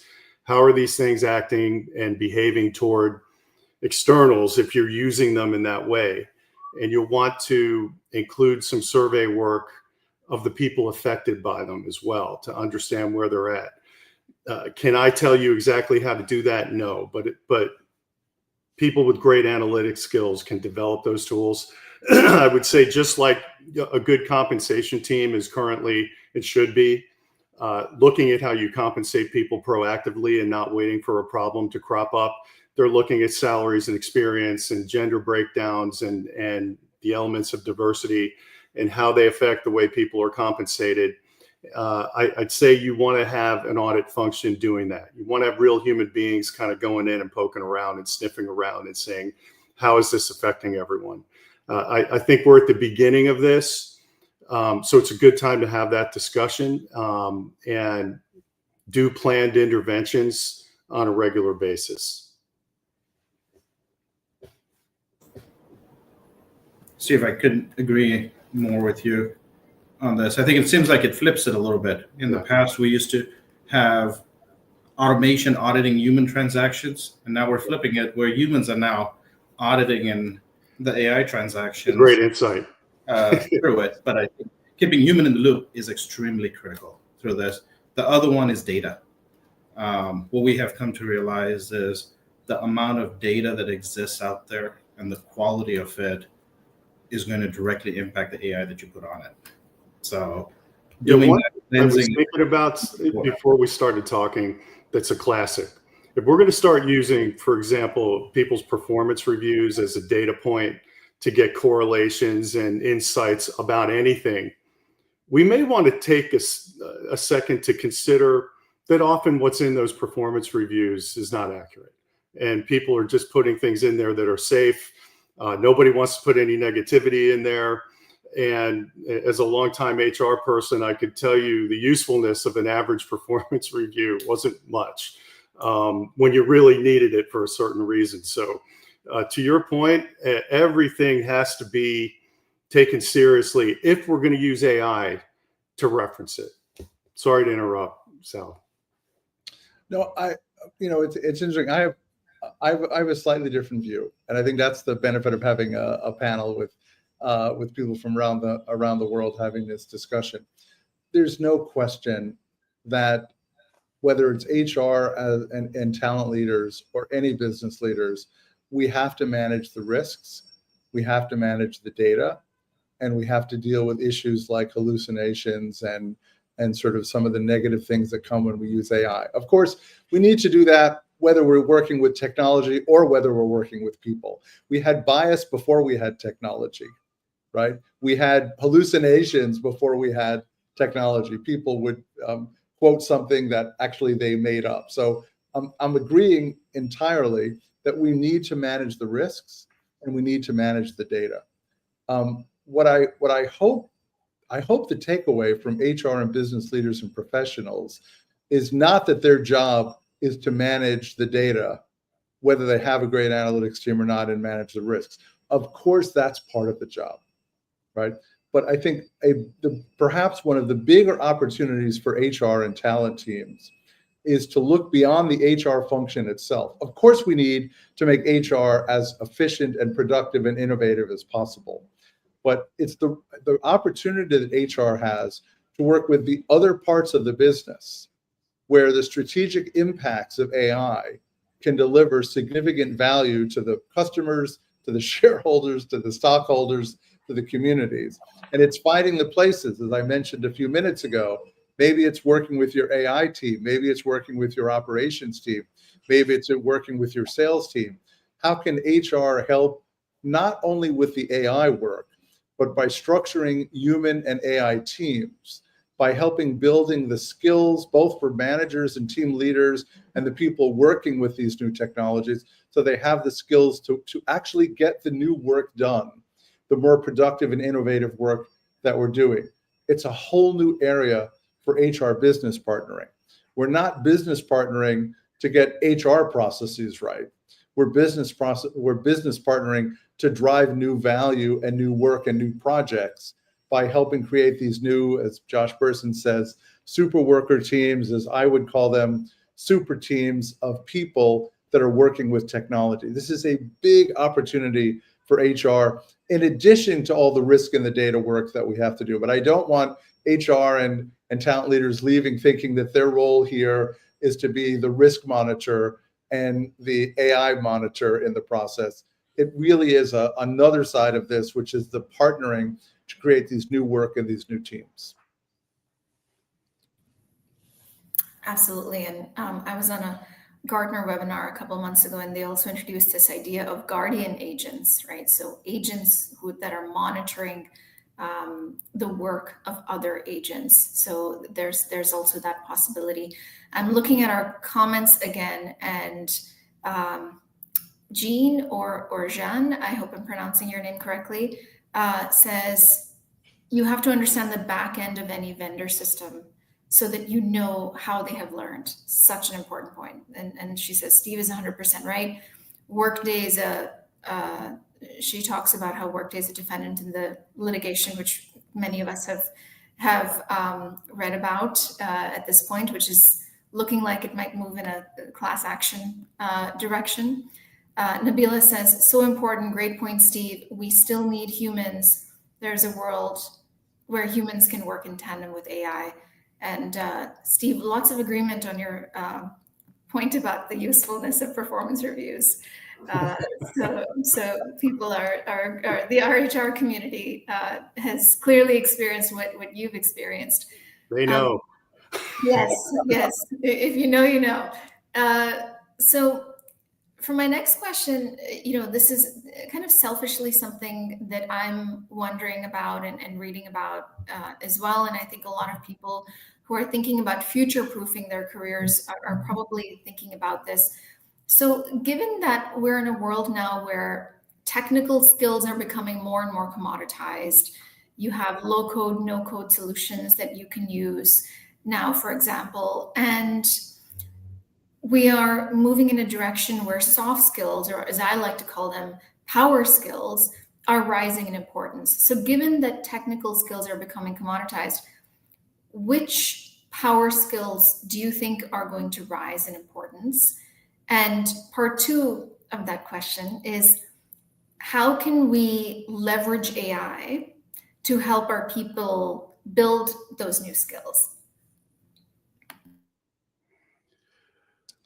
Clearly, empathy and the ability to get along with others, and you can spell that out in any way, are the big ones. And the ability to navigate disagreements and still be pleasant are probably some of the big ones. I think the great thing is now you can go to your phone and say, I'm mad at my coworker, how should I handle this? And you'll get all kinds of really great suggestions. Whatever platform you want to use, it's going to tell you, I want to kill my next door neighbor in the next cube. What should I do? Don't do it. I think there's a lot of, and by the way, there are people much better at this stuff. And this was all breaking as I retired a couple of years ago, but I see it in all the things that I'm doing. There are people that are really fast on referencing AI tools almost immediately when there's a tough question in the room. I think that's healthy. And I think it often, or more often than not, delivers a positive thought to the conversation. But I think sense of humor, empathy, all those classic skills that were called soft skills are probably going to be coming to the forefront. That's what we're reading. I think one of the big CEOs in one of these companies just predicted some very gloom and doomy headline that 20% of white collar workers are going to be gone in 5 years. I don't know that I'm there, but even that individual said that the softer skills were going to become much more important as all of this unfolds, and whatever speed that it unfolds. Well, I think it's interesting. I think that was Dan Amadei. I think the person who said that was the CEO of Anthropic. That's the one. Well, I don't want to say I hope he's wrong, but I think we need to be prepared for a significant level of disruption. Maybe it's a significant level of transformation. I love the skills question and the way that you've posed it. I don't think they're soft skills. I agree with you, Malvika. I think they're power skills. I think they're human skills. We might call them the enduring human skills that we need in the workforce. But some very quick data on this. There's some great research from the World Economic Forum and LinkedIn looking at the key skills in 2015 and the key skills in 2025. And the top two skills were exactly, Steve, as you mentioned. I think the top two or three. Critical thinking, including creativity, and social capability, the ability to manage people, to manage teams, emotional intelligence. What was interesting also were three new skills, three skills that weren't even on the radar in 2015 are on the radar now in 2025. One is the meta skill of learning, the ability to learn itself, the ability to be a self-driven learner. Again, meta learning is a good way of putting it, is considered one of the top skills that we're looking at going forward. I don't think we've talked about meta learning as a skill before. Another skill that we're looking at, and it really comes out of this conversation, is the skills that humans in the loop need, the skills that we need as people working with technology to monitor and manage and supervise the technology. Right? How do we work well with technology? So some of it is going to be a specialized function where we have groups looking at that. But many of us as employees and workers and managers will be working with AI. So what skills do we need to supervise, monitor, and manage the technologies that we're working with every day? And the third is one that I think really comes out of our common experience, both in COVID and post-COVID.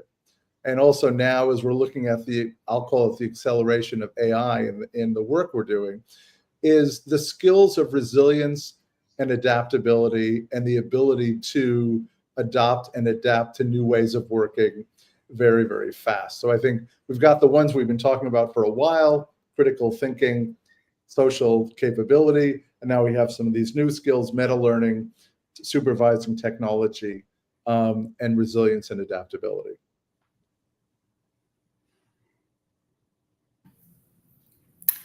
And some very interesting insights from folks in the chat as well. The comments are coming in so quickly, so I'm trying to keep up. Dib says it's time to put the 4 pillars of organizational performance: goals, feedback, recognition, and review as 4 separate processes and systems. Someone else talks about bringing these pillars into a more holistic view. So with AI and new technology, we have the option to make the manager and team relationship humane again, and bring all 4 pillars into one way that serves the manager and teams, and in turn the organization. Rita says, no different than before AI, ensuring accurate, thoughtful input-output is a human responsibility, just as it always was. You can use AI to help you, but you still need to be the subject matter expert, at least for now. We have roughly 5 minutes left. I hate to be the one who has to be the bearer of bad news. I want to say thank you to everyone in the comments for all your wonderful insights.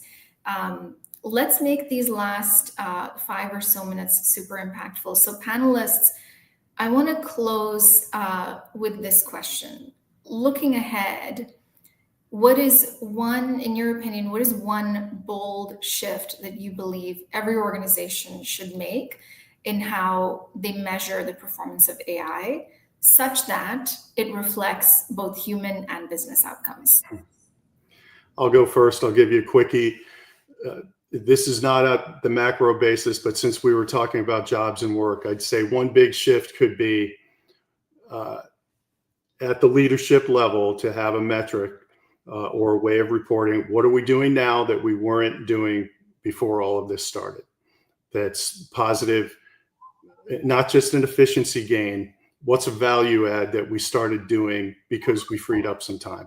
And I'll yield to the others.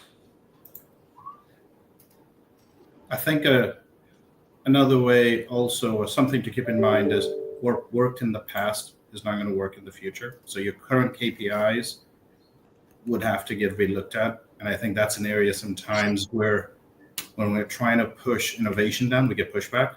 So I'll give you an example, time to resolution, or time to close a ticket, right?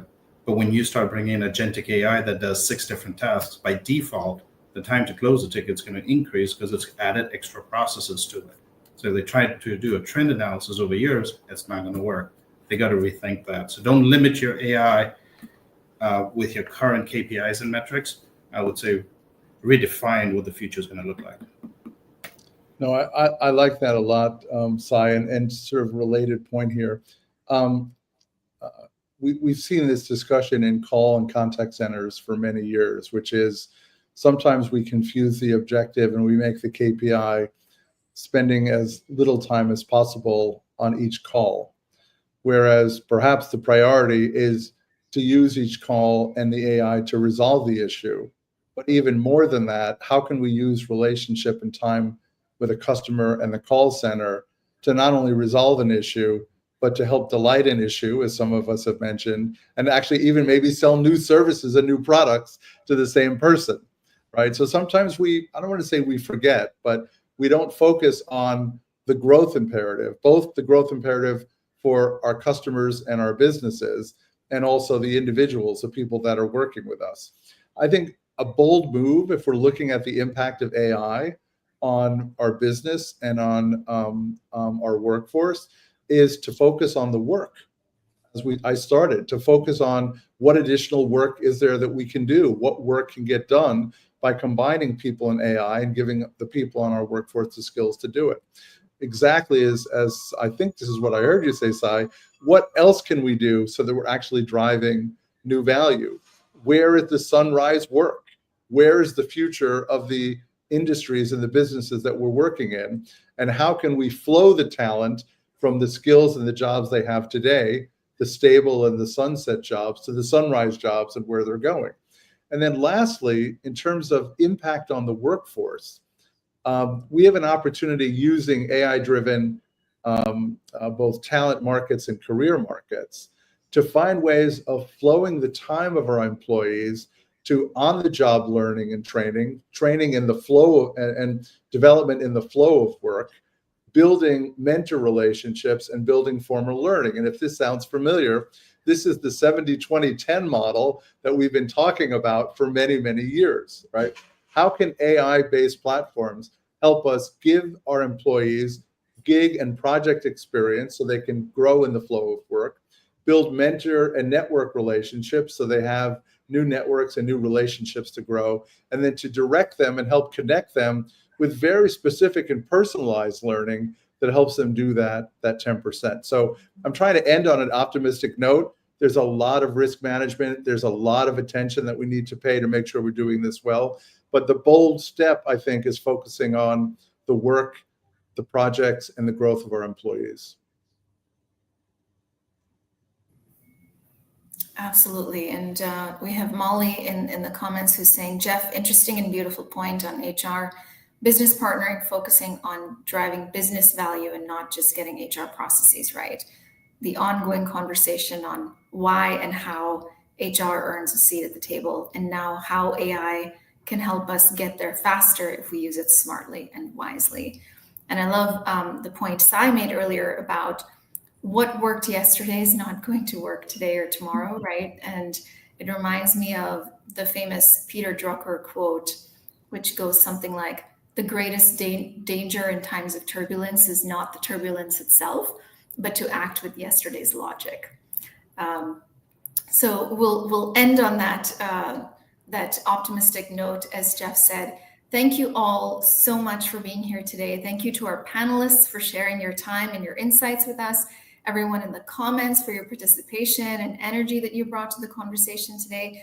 Enjoy the rest of the summit. We'll see you again tomorrow, and we'll start with the topic AI and the evolving role of leadership. Be well, everyone. Thank you so much. Thank you. Cheers.